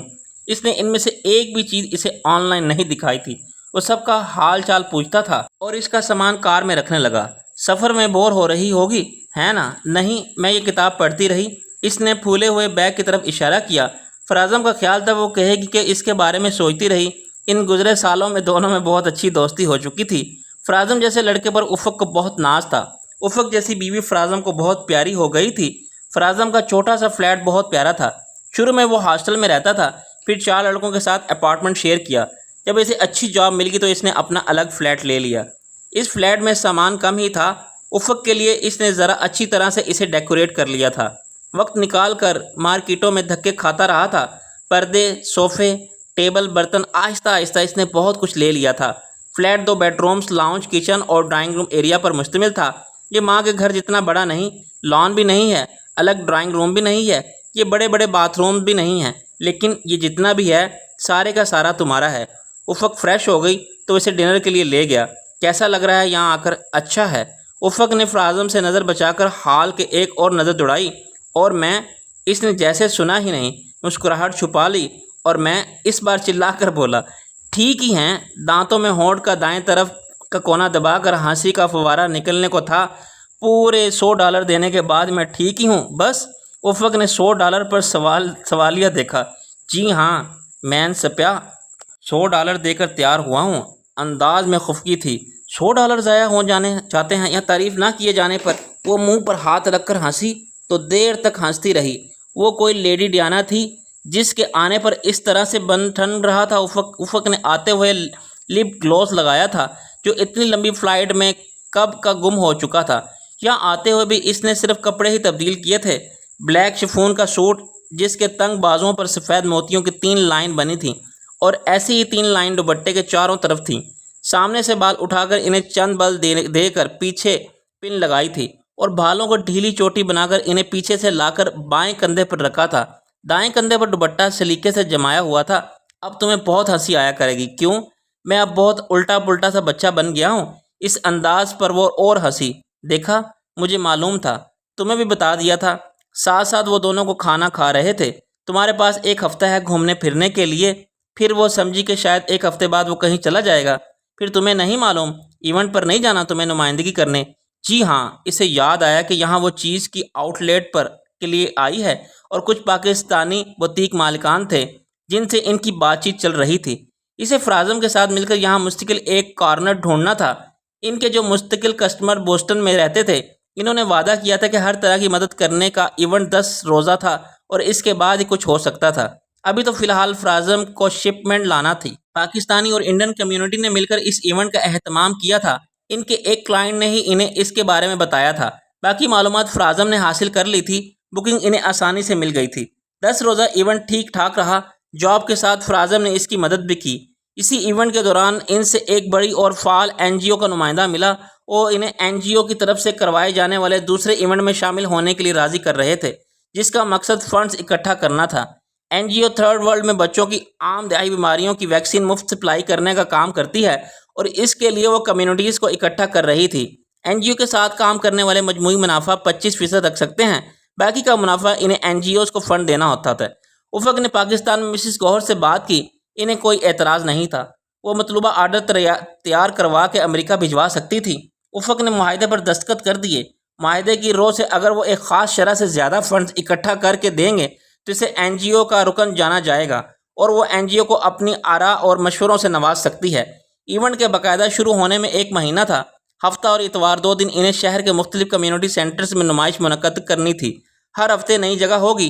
NGO نے اسے 2 رضاکار بھی دیے تھے کام کرنے کی اور کسی بھی مسئلے سے نمٹنے کے لیے۔ مقامی اور غیر ملکی 50 سے زیادہ گروپ شرکت کر رہے تھے۔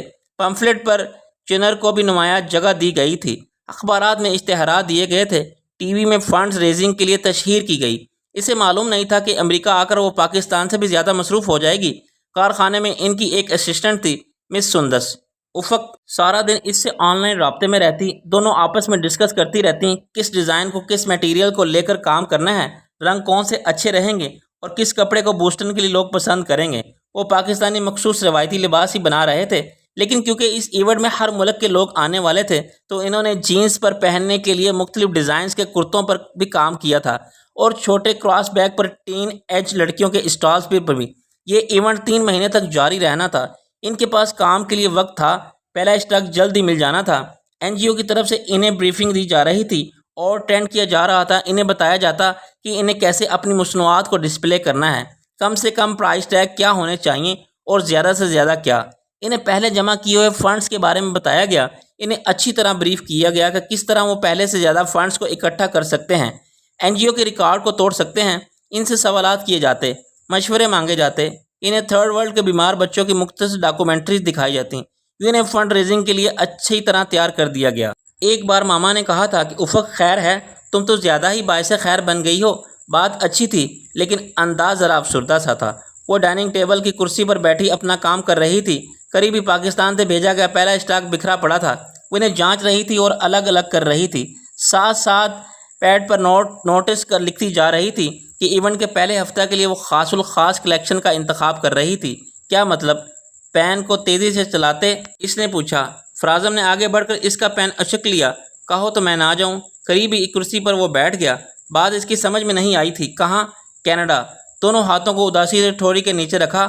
آپ کے آفس والے بھیج رہے ہیں؟ نہیں، 8 ماہ پہلے میں نے وہاں کی ایک کمپنی کو درخواست دی تھی، ساتھ ہی اپنے کام کی تفصیل اور CV وغیرہ بھیجی تھی۔ کمپیوٹر سے متعلق کچھ نئی اصلاحات پر کام کیا ہے میں نے، چند سافٹ ویئرز بھی میں سمجھتا ہوں کہ میں کامیابی سے بنا سکتا ہوں۔ وہ مجھے انٹرویو کے لیے بلا رہے ہیں۔ باتیں وہ اچھی کرتا تھا لیکن منہ بگڑتا ہی جا رہا تھا۔ تو جائیں نا۔ دراصل وہ سمجھ ہی نہیں پائی تھی کہ وہ اداس کیوں ہو رہا ہے۔ ہاں تو جا ہی رہا ہوں۔ وہ لالی پاپ نہیں ملنے کا انداز، افق کو حیرانی تھی کہ وہ خوش کیوں نہیں ہے۔ تم مجھے پسند نہیں کرتی؟ اس نے اچانک پوچھا، جیسے دراصل یہی پوچھنا چاہ رہا ہو۔ افق نے الجھ کر اس کی طرف دیکھا کہ اس نے یہ سوال کیوں کیا اور یہ کیوں سمجھا کہ وہ اسے پسند نہیں کرتی۔ یہ کیسا سوال ہے؟ وہ واقع حیران تھی۔ تو مجھے روک ہی نہیں رہی تھی؟ تمہیں کہنا چاہیے تھا کہ نہ جائیں نا۔ تم نے کہہ دیا کہ جائیں نا۔ اوئے ہوئے، افق کی سمجھ میں اب بات آئی تھی۔ اس کی نگاہیں جھک گئیں اور اس نے سامنے رکھے پیڈ پر انہیں گاڑ دیا، اور جو دونوں کے تعلق کے درمیان ایک فاصلہ بنیاد سے ہی چلا آ رہا تھا وہ اب وہیں تھا۔ وہ کم ضرور ہو رہا تھا لیکن ابھی تک موجود تھا۔ فراعظم اس کے ساتھ چہل قدمی کرتا تھا لیکن اس کی کمر میں اپنے بازو حمائل نہیں کرتا تھا، نہ ہی اس کا بازو تھامتا تھا۔ جب افق کچن میں کام کر رہی ہوتی، وہ اس کے پاس آ کر کھڑا ہو جاتا تو کچھ نہ کچھ ضرور افق کے ہاتھ سے گر جاتا اور وہ مسکراہٹ دباتا کچن سے چلا جاتا۔ اگر انہیں ایک ہی صوفے پر بیٹھنا ہوتا تو وہ ذرا فاصلے رکھ کے بیٹھتے، ورنہ الگ الگ صوفوں پر ہی بیٹھتے۔ وہ رومانس کے دور میں داخل نہ ہو رہے تھے لیکن رومانس کرتے نہیں تھے۔ افق جب اکیلی ہوتی، بس میں بیٹھے ٹیوبیں NGO کی بریفنگ لیتے، سبزی اور گوشت کی خریداری کرتے، ڈھیر سارے بیگز کو ہاتھ میں پکڑے فٹ پاتھ پر چلتے، سڑک کو پار کرتے، ٹکٹ لیتے، گھر کا لاک کھولتے۔ وہ اسی کے بارے میں سوچ رہی ہوتی۔ وہ دن رات اسے سوچتی، کام کے دوران بھی اسے کھوجتی۔ پاکستان وہ اس کے آن لائن آنے کا انتظار کرتی تھی، یہاں وہ اس سے بار بار دیکھنے کا انتظار کرتی تھی۔ پاکستان وہ انتظار کم تھا، یہاں بہت بڑھ گیا تھا۔ فراعظم اس کا شوہر تھا جس کے کھو جانے کا اسے کوئی خوف نہیں تھا، جس کے چلے جانے کا کوئی خطرہ لاحق نہیں تھا۔ وہ اسے بہت بہت پسند کرتی تھی، بہت یاد کرتی رہی تھی۔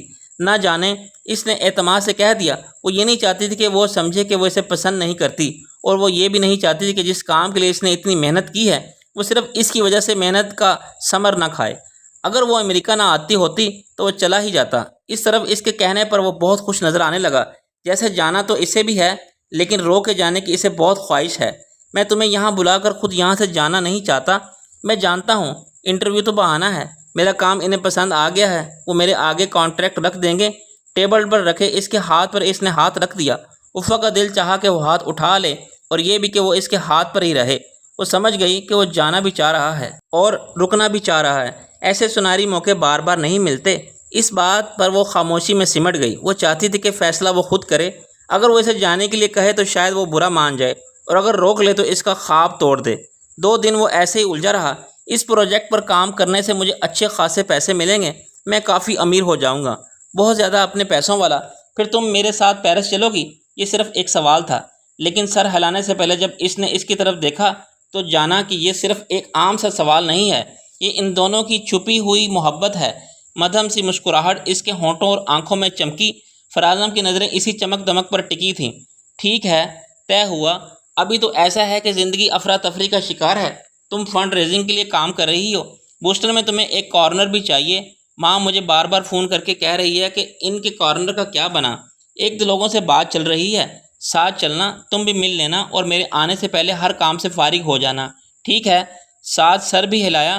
پروجیکٹ پر ہی کام کروں گا، کمپنی مجھے جاب بھی دے گی، لیکن مجھے کینیڈا میں نہیں رہنا، وہاں کا موسم نہیں پسند مجھے۔ اگر وہ مجھے برطانیہ میں اپنی کمپنی کی برانچ میں سیٹ کر دیں تو ٹھیک ہے۔ میرے بھی کچھ خواب ہیں اور میں چاہتا ہوں کہ میں برطانوی حکومت کو یہ بتا سکوں کہ انہوں نے مجھے کس قدر لائق فائق لڑکے کو نکال کر باہر کیا تھا، ویزا دینے سے انکار کر دیا تھا۔ اس بار انہیں مجھے اعزاز سے ویزا دینا ہوگا۔ ماما کہتی تھی کہ وہ پریشانی اور خوشی میں بولتا بہت ہے۔ اب افق کی یہ سمجھ میں نہیں آ رہا تھا کہ وہ خوشی میں بول رہا ہے یا پریشانی میں۔ افق نے سوچا کہ اسے ایک بار پھر فراعظم کو روکنا چاہیے، شاید وہ یہی چاہتا تھا۔ اگر دل نہیں چاہ رہا تو نہ جائیں۔ بولتے بولتے رک کر وہ اسے دیکھنے لگا۔ مذاق کر رہی ہوں؟ سر نفی میں ہلایا۔ روک رہی ہوں۔ اب میں تمہیں پیرس گھما کر ہی رہوں گا، چند دنوں کی بات ہے، میں سیٹ ہو جاؤں گا۔ آخری بات کہتے کہتے منہ کو زیادہ لٹکایا۔ ہفتے کے اندر اندر وہ چلا گیا۔ وہ اپنے کام میں بے حد مصروف تھی، لیکن اس بار یہ مصروفیت اسے اچھی نہیں لگی۔ بوسٹن آنے کے بعد 2 ہفتہ وہ گھومتے رہے، وہی ٹھیک تھا۔ وہ کام سے نہیں تھکتی تھی، لیکن اب اسے اپنے آس پاس فراعظم چاہیے تھا۔ جیسے وہ ٹیبل پر بیٹھی کام کر رہی ہوتی، وہ اچانک سے اس کا پین آ کر اچک لیتا، سندس کو بائے بائے کہتا، چاکلیٹ دودھ کا گلاس اس کے سامنے لا کر رکھتا اور MP3 کے ایئر فون کے ان دونوں کانوں میں لگاتا۔ پہلے گلاس ختم کرو، پھر کم سے کم 3 گانے سنو، پھر کام شروع کرنا۔ وہ گلاس پی جاتی، 3 گانے سن لیتی اور پھر سے پین پکڑ لیتی۔ رات گئے سندس کے ساتھ ویڈیو چیٹ پر جب وہ ڈسکشن کر رہی ہوتی تو قریب ہی صوفے پر آڑ اترا چھا لیتے وہ اپنی جمائیاں روک رہا تھا۔ بظاہر ٹی وی دیکھ رہا ہوتا، لیکن دراصل اسے الارم دے رہا ہوتا کہ اب بس کرو کام۔ اب دوسری تیسری بار جب وہ اس پر نظر ڈالتی تو وہ صوفے سے لڑک کر نیچے کارپٹ پر سو رہا ہوتا۔ اس نے ٹھیک کہا تھا کہ الٹا پلٹا سا بچہ بن گیا ہے اور افق جیسے اقوام متحدہ کی سفیر بن گئی تھی۔ کام اس کی طرف کھینچے چلے آتے تھے، گھر کے کام اور کھانا اور پہلی فرصت میں ہی بنا لیتی تھی، باقی کے اپنے کام سارا وقت کرتی۔ کیا تم روز کھانا بنا لیتی ہو یار؟ ایک دن وہ آفس سے آ کر بولنے لگا، نہیں بنایا کروں، کبھی کہہ ہی دیا کرو کہ فرازم جی مجھے نہیں ہوتے اتنے کام، یہ کھانا وانا میں نہیں بنا سکتی، چلیں کہیں باہر چل کر کھاتے ہیں۔ وہ اس کی آواز اور انداز کی بھرپور نقل اتار رہا تھا۔ فرازم جی، اس کی طرح فرازم جی کو تان میں کھینچا، ہم یہ کھانا باہر چل کر ہی کھا لیں۔ یہ کھانا باہر کہاں؟ اس بلڈنگ کے گارڈن میں۔ ہاتھ سے کھڑکی کی طرف اشارہ کیا۔ تمہارا خیال ہے کہ باہر کھانا کھانے سے میرا یہ مطلب ہے؟ گھر میں پکاؤ اور باہر جا کر کھاؤ۔ ہو گیا باہر جا کر کھانا۔ ایسا کرتے ہیں کہ کسی ہوٹل کی پارکنگ میں اپنے چمچ پلیٹس اور گلاس لے کر چلتے ہیں اور وہاں کھاتے ہیں کھانا، ایسے ہو جائے گا ہوٹل میں کھانا کھانا۔ وہ خوب ہنسی اور منٹوں میں تیار ہو کر آ گئی۔ چلیں کہاں؟ فرازم کو معلوم تو تھا لیکن اسے چڑھا رہا تھا، ہوٹل کی پارکنگ میں کھانا کھانے۔ دونوں جی جان لگا کر ہنسے۔ فنڈ ریزنگ کا پہلا ایونٹ ٹھیک ٹھاک رہا، لوگوں کی بڑی تعداد نے شرکت کی تھی۔ افق کا اسکور بھی اچھا رہا، آئندہ کے لیے وہ اور پر امید ہو گئی۔ اسے معلوم ہو گیا کہ اس کی مصنوعات میں وہاں کے لوگوں کی دلچسپی کا خاص مرکز کیا تھا اور کتنا زیادہ پسند کیا گیا اور کیا لیا گیا۔ یہ کھدر کے موٹے کرتے تھے جن پر کام تو مشینی ہوا تھا، لیکن ان کے ڈیزائن ایسے تھے کہ لگتا تھا کہ ہاتھ سے بنائے گئے ہیں مشینی کڑھائی میں۔ یورپین ممالک ہر ملک سے آگے ہیں، اس لیے وہاں کے لوگ ان چیزوں میں خاص دلچسپی لیتے ہیں جو کسی دوسری ثقافت کی نمائندہ ہو۔ ان کرتوں پر روایتی ٹانکوں کو مشین سے بنایا گیا تھا کیونکہ ہر شخص وہ چیز لینا چاہتا ہے جو کسی دوسرے کے پاس نہ ہو، تو ایسے میں دوسرے ملکوں کی روایتی چیزیں دھڑا دھڑ فروخت ہوتی ہیں۔ ہندوستانی اسٹالوں پر بھی کم و بیش ایسی ہی چیزیں تھیں، لیکن رنگوں اور ڈیزائن میں فرق ایک چیز کو دوسری سے الگ کر رہا تھا۔ وہاں ان کا مقصد منافع نہیں، فنڈز تھے، اور سبھی چاہتے تھے کہ وہ اچھے فنڈز اکٹھے کر لیں۔ افق کو اچھا لگ رہا تھا NGO کے لیے کام کرنا۔ مختلف طبقہ ہائے زندگی اور شعبہ ہائے زندگی سے تعلق رکھنے والے بے شمار امریکی مشہور و معروف قانون دان، کھلاڑی، صحافی، اساتذہ، ڈاکٹر، وکیل، سینئر سینیٹرز اور بے شمار دوسرے لوگ رضاکار بنے ہوئے اپنے اپنے طور پر کام کر رہے تھے۔ سامان کو اٹھانے اور صفائی کرنے میں شرم محسوس نہیں کرتے تھے۔ جو 2 رضاکار اس کے ساتھ تھے، ان میں سے ایک 60 سالہ سرجن ڈاکٹر تھے، دوسرا رضاکار ایک نوجوان لڑکا تھا جو ایک امیر باپ کا بیٹا تھا۔ ایسی صورتحال میں افق کا جذبہ اور بلند ہو گیا۔ واپسی پر وہ فرازم کو ایک ایک بات بتاتی۔ پیر تک وہ مصروف رہی۔ اگلے 2 دن اس کے پاس بہت وقت تھا۔ اس نے گھر کے لیے ضروری خریداری کی۔ فرازم کے دوست کی بیوی نمل اس کے ساتھ ہی تھی۔ اس نے زندگی میں کسی لڑکی کو لپسٹک کے لیے اتنا جنونی نہیں دیکھا تھا جتنی وہ تھی۔ وہ شاپنگ مال میں، ٹیکسی میں بیٹھے ہوئے، ریسٹورینٹ میں آئس کریم کھاتے ہوئے آس پاس موجود خواتین پر نظریں گاڑے رکھتی، ان کے ہونٹوں پر۔ اگر خاتون دور ہوتی تو آنکھیں سکڑ لیتی، ورنہ ذرا سا قریب چلی جاتی۔ وہ اس حساب کتاب میں رہتی کہ چمکتی آنکھوں والی، سنہرے بالوں والی، گلابی رنگت والی لڑکی نے جو پرپل سا یا ذرا سی ہلکی اور بیبی پنک سے ذرا سی گہری لپسٹک یا لپ گلوس لگایا ہے وہ اس کے پاس ہے نا۔ اس کے ساتھ ساتھ چلتے وہ بتاتی جاتی، یہ جو نیلے اسکرٹ میں لڑکی گزر رہی ہے نا، ہاں وہ اس نے جواب لپسٹک لگائی ہے نا، وہ میرے پاس ہے۔ وہ جو موٹی عورت نے لگائی تھی نا، وہ نہیں ہے۔ اکثر وہ ان کے پاس چلی جاتی، پین سے ہاتھ پر برانڈ اور لپسٹک کا نمبر لکھتی اور تھینک یو کہہ کر پلٹ آتی۔ اس کے وارڈروب میں اتنے کپڑے اور جوتے نہیں تھے جتنے لپسٹک اور لپ گلوس کے باکس تھے۔ افق میک اپ نام کی چیز سے واقف نہیں تھی، نہ ہی اسے شوق تھا، لیکن نمل کے کہنے پر اس نے میک اپ کی کچھ چیزیں لے لیں۔ اس نے سوچا کہ وہ میک اپ کر کے فرازم کو حیران کر دے گی، اسے بھی معلوم ہو کہ وہ اس کے لیے کیا کچھ کر سکتی ہے۔ اس دن شام کو وہ کاؤچ پر دروازہ ایک پرانی فلم دیکھ رہی تھی، قریب ہی چائے کا ایک بڑا مگ رکھا تھا۔ ابھی تھوڑی دیر پہلے تک وہ نمل کے ساتھ خریدا ہوا میک اپ کا سامان لگا لگا کر دیکھ رہی تھی۔ اسے سب اچھا ہی لگا۔ ابھی اسے میک اپ کرنا نہیں آتا تھا، لیکن اگر وہ روز ہلکا سا کر لیا کرے تو فرازم کے آنے تک سلیقے سے کرنا آ ہی جائے گا۔ چائے پیتے، فلم دیکھتے اس نے آج خرید کر لائے میگزین میں سے ایک کو میز پر سے اٹھا لیا۔ یہ مقامی سطح پر شائع ہونے والا اردو میگزین تھا۔ نہ اسے فلم میں دلچسپی تھی، نہ ہی فی الحال میگزین میں۔ اسے فرازم کے فون کا انتظار تھا۔ اس نے فون کیا تو اس نے یہ کہہ کر بند کیا، ابھی کرتا ہوں، اور پچھلے 1.5 گھنٹے سے اس کا ابھی چل رہا تھا۔ میگزین کا ورق گردانی کرتے اس کا ہاتھ ایک صفحے پر آ کر ساکت ہو گیا۔ ٹی وی اسکرین پر ہیروئن رو رہی تھی، چلا رہی تھی، لیکن اسے سنائی نہیں دے رہی تھی۔ اندھیرے کا ایک گہرا سیلاب اس کی آنکھوں میں ہو کر گزر رہا تھا۔ حقیقت یہ تھی کہ وہ ایک پل کے لیے تڑپ کر مر گئی۔ متلی اور سانس اکھڑنے کا اسے احساس ہوا۔ وہ واش روم کی طرف باقی اور ٹھنڈے پانی کے چھینٹے مارے، منہ صاف کرتی دوبارہ لاؤنج کی طرف آئی، اس میگزین کو گھورنے لگی جو اس کی طرح اٹھ کر جائے پر کاؤچ سے ہی نیچے گر گیا تھا۔ اس میگزین میں عدن تھا۔ اس شخص پر نظر پڑتے ہی نفرت سے ہی صحیح اس کی سانسیں اکھڑنے لگیں۔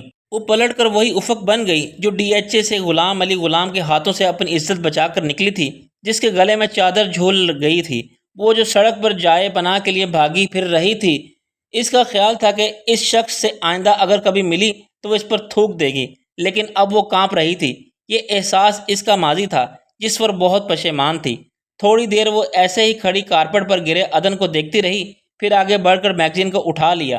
MBBS ڈاکٹر عدن غلام علی پاکستان، اس کے تعارفی سطر کے نیچے مختصر اس کے ساتھ پیش آنے والا واقعہ درج تھا۔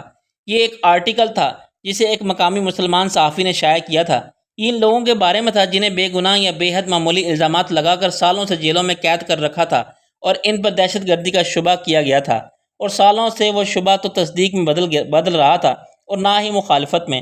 آرٹیکل میں کل 20 ایسے لوگوں کا ذکر مکمل تعارف اور تفصیل کے ساتھ کیا گیا تھا، باقی اعداد و شمار الگ سے تھے۔ افق نے آرٹیکل ایک بار پڑھا اور عدن کے ساتھ ہوئے واقعے کو 3 بار۔ جب وہ بار بار اس کے ساتھ پیش آنے والے واقعوں کو پڑھ رہی تھی تو شاید انجوائے میں وہ اس کے باپ کے ہاتھوں ہوئی اپنی بے عزتی کا بدلہ لے رہی تھی، لیکن صرف ایسا بھی نہیں تھا۔ حیرت اور افسوس کی ایک تیز دھار اس کے اندر سے پھوٹ رہی تھی۔ وہ ایک دم ایک ایسی کوری تختی بن گئی جس پر عدن ہی ڈریپ اوور آیا اور بیل بہت زور شور سے بجنے لگی۔ اس بار وہ آواز پر چونکی۔ تم ٹھیک تو ہو افق؟ نمل نے چھوتے ہوئے پوچھا، اور وہ گھبرا گئی۔ اس نے یہ کیوں پوچھا؟ فرازم کا فون آیا تھا، کہہ رہا تھا کہ تم دونوں سے کوئی بھی فون نہیں اٹھا رہا۔ وہ کب سے فون کر رہا ہے؟ میں واش روم میں تھی، اس نے جھوٹ بولا۔ لاؤنج کی طرف واپس آتے وہ پریشان ہو گئی۔ اسے قریب ہی رکھے موبائل کے 6 بار بجنے پر بھی پتہ ہی نہ چلا۔ آخر کیوں؟ کس لیے؟ فرازم کو فون کیا، واش روم کا بتایا، وہ بات اس سے کر رہی تھی، دیکھ میگزین کو رہی تھی۔ تھک گئی افق؟ نہیں تو۔ جواب کے درمیان ذرا سا وقفہ آیا۔ تم آرام کرو، پھر بات ہوگی۔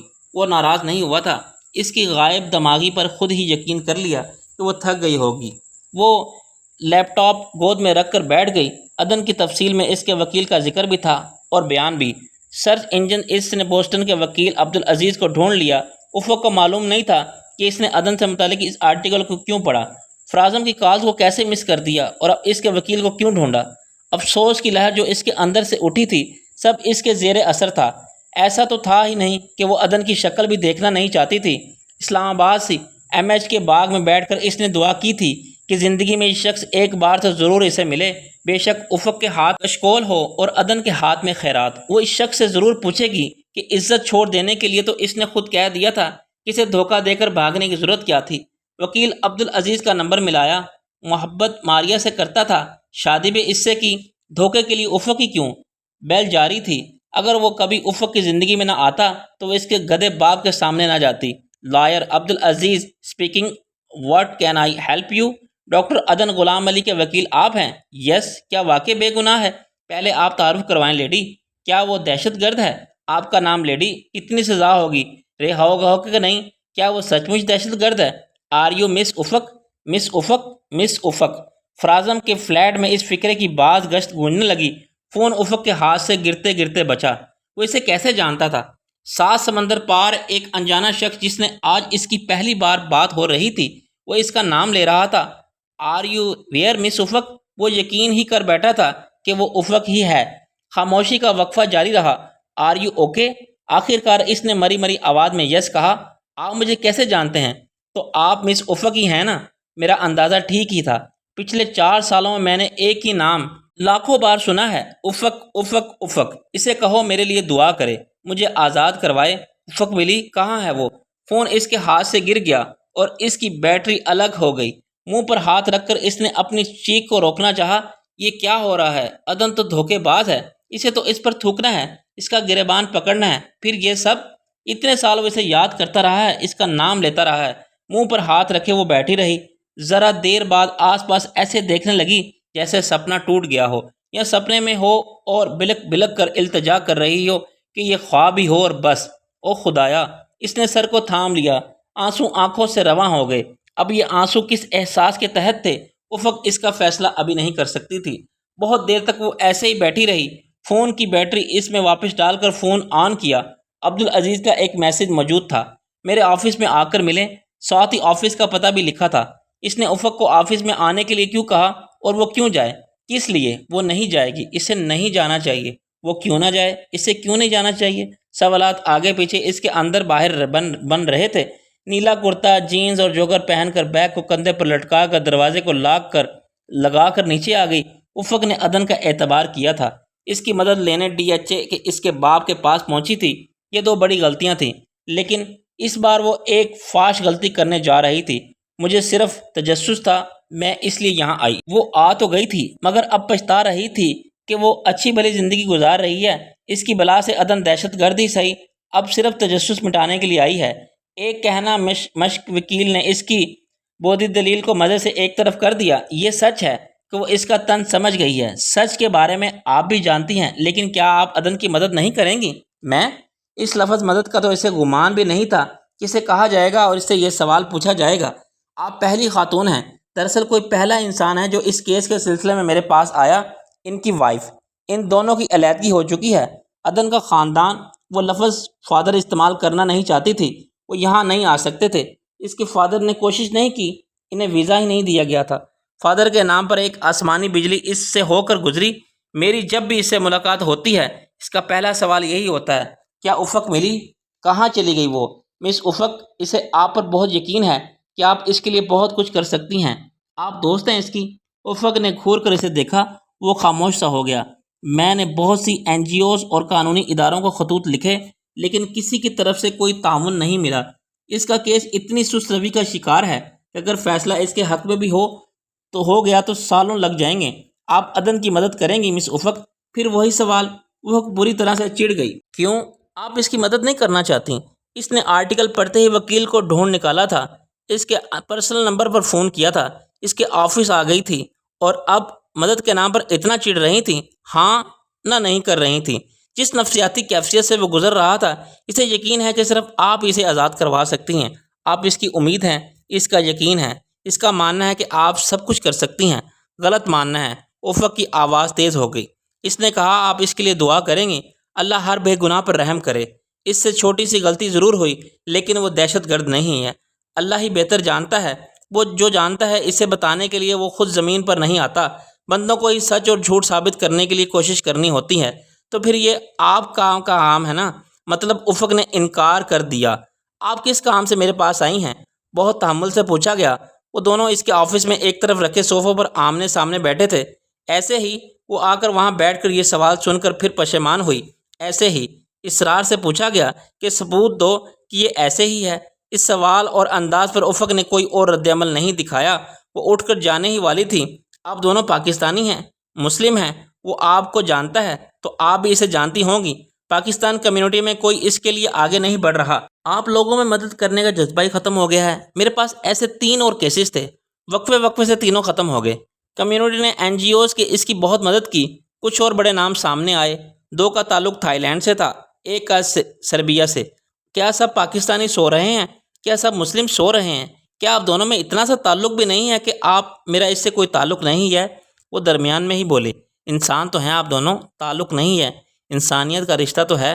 5 سال سے وہ ایڑیاں رگڑ رہا ہے، 2 بار خودکشی کی کوشش کی ہے، نفسیاتی دورے پڑتے ہیں اسے، خود کو زخمی کر لیتا ہے، دیواروں سے سر ٹکراتا ہے، چلاتا ہے، روتا ہے، چند ہفتوں بعد زخمی ہو کر وہ ہاسپٹل ضرور جاتا ہے، اور اس پر بھی وہ جب مجھے ملتا ہے تو کیس کا نہیں آپ کا پوچھتا ہے کہ وہ اس امان کے بارے میں بات کرتا ہے جسے افق جانتی ہے۔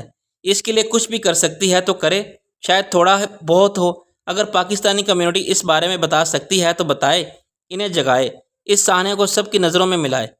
انسانیت کے ناطے، رحم کے ناطے، چیریٹی سمجھ کر ہی صحیح، خدا کے لیے۔ افق یہ سب ایسے سن رہی تھی جیسے اپنی کسی بیماری کے بارے میں ہدایت سن رہی ہو، ایسی بیماری جس کا اسے علاج کروانا ہی نہیں۔ رات بھر وہ خواب میں ڈرتی رہی تھی۔ سالوں پہلے اس کی یہ حالت تب ہوئی تھی جب وہ عدن کے باپ کے ہاتھوں سے بچ نکلی تھی۔ اسی رات سوتے میں اس نے دل خراش چیخیں ماری اور دورے اسی کیفیت میں آ گئی۔ اماں! جمال اسد سہم کر اٹھ بیٹھے۔ اماں اس کے ہاتھ پاؤں سے ہلانے لگی۔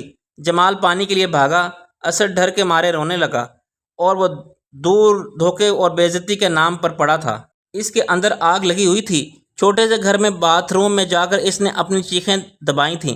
رات گئے اس کی آنکھ لگی تو خواب میں وہ دھاڑے مارتی رہی تھی۔ اس کی حالت دیکھ کر اماں پسینے میں نہا گئی تھی۔ اٹکی اٹکی سانسیں لینے لگی۔ افق نے باقی مان چیخوں کا دم گھونٹ دیا۔ اس نے اپنی ماں کی حالت کو دیکھا اور لب سے لیے، ورنہ اس طرح سے باپ کے مرنے پر اس کی پھوپھی نے بین ڈالے تھے، ٹھیک اسی طرح وہ بھی بین ڈالنا چاہتی تھی۔ اس کی اگلی سسکی اس کی اماں کی جان لے لے گی۔ اس دن کے بعد سے افق اپنے وجود میں قید ہو گئی تھی۔ کیا اسے قید کی سزا نہیں ہونی چاہیے تھی؟ تب اس کا جرم محبت تھا اور سزا کے نام پر اسے بہت کچھ بھگتنا پڑا تھا۔ محبت کے نام پر اس نے بھیانک سزا کاٹی۔ کیا آپ ہماری مدد کریں گے؟ اس سے پھر پوچھا جا رہا تھا۔ وہ خود سے پوچھنے لگی، اور اسے اس کی مدد کیوں کرنی چاہیے؟ وہ اسے چھوڑ گیا، اسے بھی ایسا ہی کرنا چاہیے۔ اس کی مدد اس پر فرض نہیں ہے۔ دنیا میں اور بھی لاکھوں انسان اس کی طرح ہیں۔ ہر شخص اپنے نصیب کے مطابق دکھ اٹھاتا ہے، جیسے وہ اپنے نصیب کے میٹھے پھل اکیلے اکیلے کھاتا ہے۔ عدن نام کا باپ اس نے اپنی زندگی سے پھاڑ پھینکا تھا۔ اب وہ اس شخص کا نام بھی کہیں شامل کرنا نہیں چاہتی تھی۔ مجھے افسوس ہے کہ آپ مجھے کوئی جواب نہیں دے رہی۔ جس شخص نے سالوں آپ کا انتظار کیا، اسے یہ جان کر بہت مایوسی ہوگی۔ آپ اسے میرے بارے میں نہیں بتائیے گے۔ ظاہر ہے میں ایک مایوس شخص کو اور مایوس کیوں کروں گا۔ افق وہاں سے اٹھ آئی اور بے مقصد سڑکوں پر چہل قدمی کرتی رہی۔ دوپہر کے کھانے کے لیے گئی اور آرڈر دے کر اٹھ گئی۔ وہ بیٹھنا چاہ رہی تھی، کھڑے ہو کر چلنا۔ اس وقت اسے معلوم نہیں تھا کہ وہ یہ کام کیوں کر رہی ہے، کس وقت کر رہی تھی۔ بے مقصد گھومتے پھرتے وہ آ گئی۔ صبح ناشتہ بھی نہیں کیا، دن میں صرف ایک چائے کا پیالہ پیا تھا، اور اب بھی کھانے کی بجائے وہ چائے پر ہو ڈھیر ہو گئی تھی۔ دماغ میں 8 سالوں کے خاکے پر ذرے اڑ رہے تھے۔ جھپک جھپک کر سب آ جا رہا تھا۔ لینڈ لائن فون بجنے لگا۔ 2 گھنٹے سے وہ کاؤچ پر لیٹی تھی۔ شام گہری ہو رہی تھی۔ گھر کے اندر اندھیرا چھا گیا تھا۔ کوئی لائٹ بھی اس نے روشن نہیں کی تھی۔ تمہارا فون کیوں بند ہے؟ چارج نہیں کیا تھا؟ تم ٹھیک ہو بالکل؟ کہاں تھی تم؟ میں سو رہی تھی۔ سارا دن سوتی رہی ہو؟ اس سے پہلے کہاں تھی؟ میں شاپنگ کرنے گئی تھی۔ کیوں گئی تھی؟ فرازم کو غصہ آ گیا۔ کیوں نہ جاتی؟ وہ حیران ہوئی۔ تمہیں میسج بھی کیا تھا افق، تم کیوں گئی؟ اس کی جھنجھلاتی آواز بلند ہوئی اور پھر وہ خاموش ہو گیا۔ چلو ٹھیک ہے، اب تو تم گھر میں ہو نا، بھابھی کے پاس چلی جانا، فارغ ہو کر ان کے پاس چلی جایا کرو، بور نہیں ہوگی۔ میں تیار ہو کر چلی جاتی ہوں۔ اس نے پوچھا نہیں کہ وہ اسے باہر جانے سے کیوں روک رہا ہے۔ افق نے موبائل آن کیا۔ وکیل کے آفس میں جانے سے پہلے اس نے خود ہی اسے بند کر دیا تھا کہ پاکستان سے یا فرازم کی کال نہ آ جائے اور اس کے منہ سے نہ نکل جائے کہ وہ کہاں آئی ہے اور کس کے پاس اور کیوں ہے۔ رات میں نیند میں ڈر گیا۔ خواب تھا شاید، خواب مجھے یاد نہیں، لیکن اس خواب کا اور ڈر کا تعلق تم سے تھا۔ میں نے خود ہی یہ نتیجہ اخذ کر لیا کہ کہیں تمہیں کوئی نقصان نہ پہنچنے والا ہو۔ میری تسلی کے لیے تھوڑا احتیاط سے رہنا، گھر سے تو باہر جانا ہی نہیں، نمل بھابھی کے چلے جانا بس۔ فرازم کا میسج پڑھ کر کل سے اب تک اسے پہلی بار سکون کی سانس آئی۔ اپنے شوہر کے اتنے فکر مند ہونے پر اس کا دل بھر آیا۔ وہ اس میسج پر ہاتھ پھیرنے لگی۔ دلوں میں سب سے پیار دل فرازم کا تھا۔ اس دل کی مالک تھی وہ۔ اس نے عدن کے خوف سے بچنے کے لیے اس کے لیے جو لوگ لیے تھے، اسے فرازم سے شادی کی تھی، اور کون تھا جو فرازم کو پسند نہیں کرتا تھا اور وہ اسے سب سے زیادہ پسند کرتی تھی۔ اس نے اس کا نفسیاتی علاج کیا تھا، اسے پر اعتماد بنایا تھا۔ اس نے اسے سکھایا تھا کہ لوگوں سے ڈرنا چھوڑ دے، اور یونیورسٹی میں اس نے کسی بھی لڑکے سے ڈرنا چھوڑ دیا تھا۔ وہ بہانے سے اس سے باتیں کرنے آتے تھے اور وہ بڑے طریقے سے انہیں سیدھا راستہ دکھا دیتی تھی۔ فرازم اس کی ذہنی تعمیر میں حصہ دار تھا۔ وہ اس کے غریب ہوتے چھوٹے گھر کی بہو ہونے پر اسے کچھ جتاتا نہیں تھا۔ اس نے کبھی بھول کر بھی عدن کا نام اس کے سامنے نہیں لیا تھا۔ دونوں کا بہت ہی خاص قریبی رشتہ تھا، اور دونوں اس خاص رشتے کے ساتھ ایک دوسرے کے لیے بہت خاص تھے۔ تیار ہو کر نمل کے پاس آ گئی۔ ڈنر اسی کے ساتھ کیا اور رات میں 3 عدد نیند کی گولیاں کھا کر سو گئی۔ اگلی صبح عبدالعزیز کا میسج موجود تھا اور وہ اسے دوبارہ ملنے کے لیے بلا رہا تھا۔ افق نے میسج ڈیلیٹ کر دیا۔ آج اسے بہت سے کام تھے۔ اسے NGO جانا تھا، انہیں اگلے ایونٹ کے لیے بریفنگ دی جانا تھی۔ دوسرے ہفتے کا ایونٹ بھی شاندار رہا۔ مجموعی طور پر کافی منافع ہوا۔ اس کا اسکور اس بار بھی اچھا ہی تھا۔ سب کے لیے مشترکہ تالیاں بجائی گئیں۔ فروا ان کی تعریف کی گئی۔ مسٹر جین اس کے پاس بھی آئے اور 50-55 سالہ 6 فٹ کے سفید فام امریکن تھے. سب سے ایسے باتیں کرتے تھے جہاں ان کے شاگرد اور سامنے والا ان کا استاد محترم ہے. اتنی عاجزی تھی کہ سارا وجود ہی جھکا ہوا تھا، ہاتھوں پیروں کی انگلیاں بھی. کیا آپ کو امریکی جیلوں کے بارے میں معلوم ہے؟ وہ وہاں کتنے بے گناہ لوگ قید ہیں؟ وہ اس کی تعریف کر رہے تھے. وہ اچانک سے ان سے یہ سوال کر بیٹھی.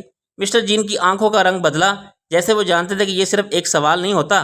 مختلف ملکوں کے دوروں کے دوران ان سے ایسے سوال پوچھ ہی لیے جاتے ہیں.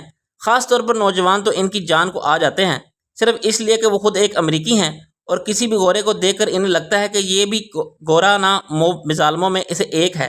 اگر نہیں ہے تو اس ڈھانچے کا حصہ تو ضروری ہے، اور اگر یہ بھی نہیں تو چلو وہ امریکی تو ہے نا جو اپنے علاوہ ہر مذہب اور قوم سے نفرت کرتا ہے. لیکن وہ ایک ایسی NGO کے فعال کا رکن تھے جو تھرڈ ورلڈ کے لیے کام کرتی ہے. وہ صرف انسانیت کے لیے کام کرتے ہیں اور اس میں ان کا کوئی ذاتی فائدہ شامل نہیں تھا. میں کچھ کہہ نہیں سکتا. وہ گڑبڑا گئے اور مزید بحث سے بچنا چاہا. آپ کی NGO کو اس لیے بھی کام کرنا چاہیے. بہت سے امریکن بھی ان حالات کا شکار ہیں اور ایسے ہی جیلوں میں قید ہیں.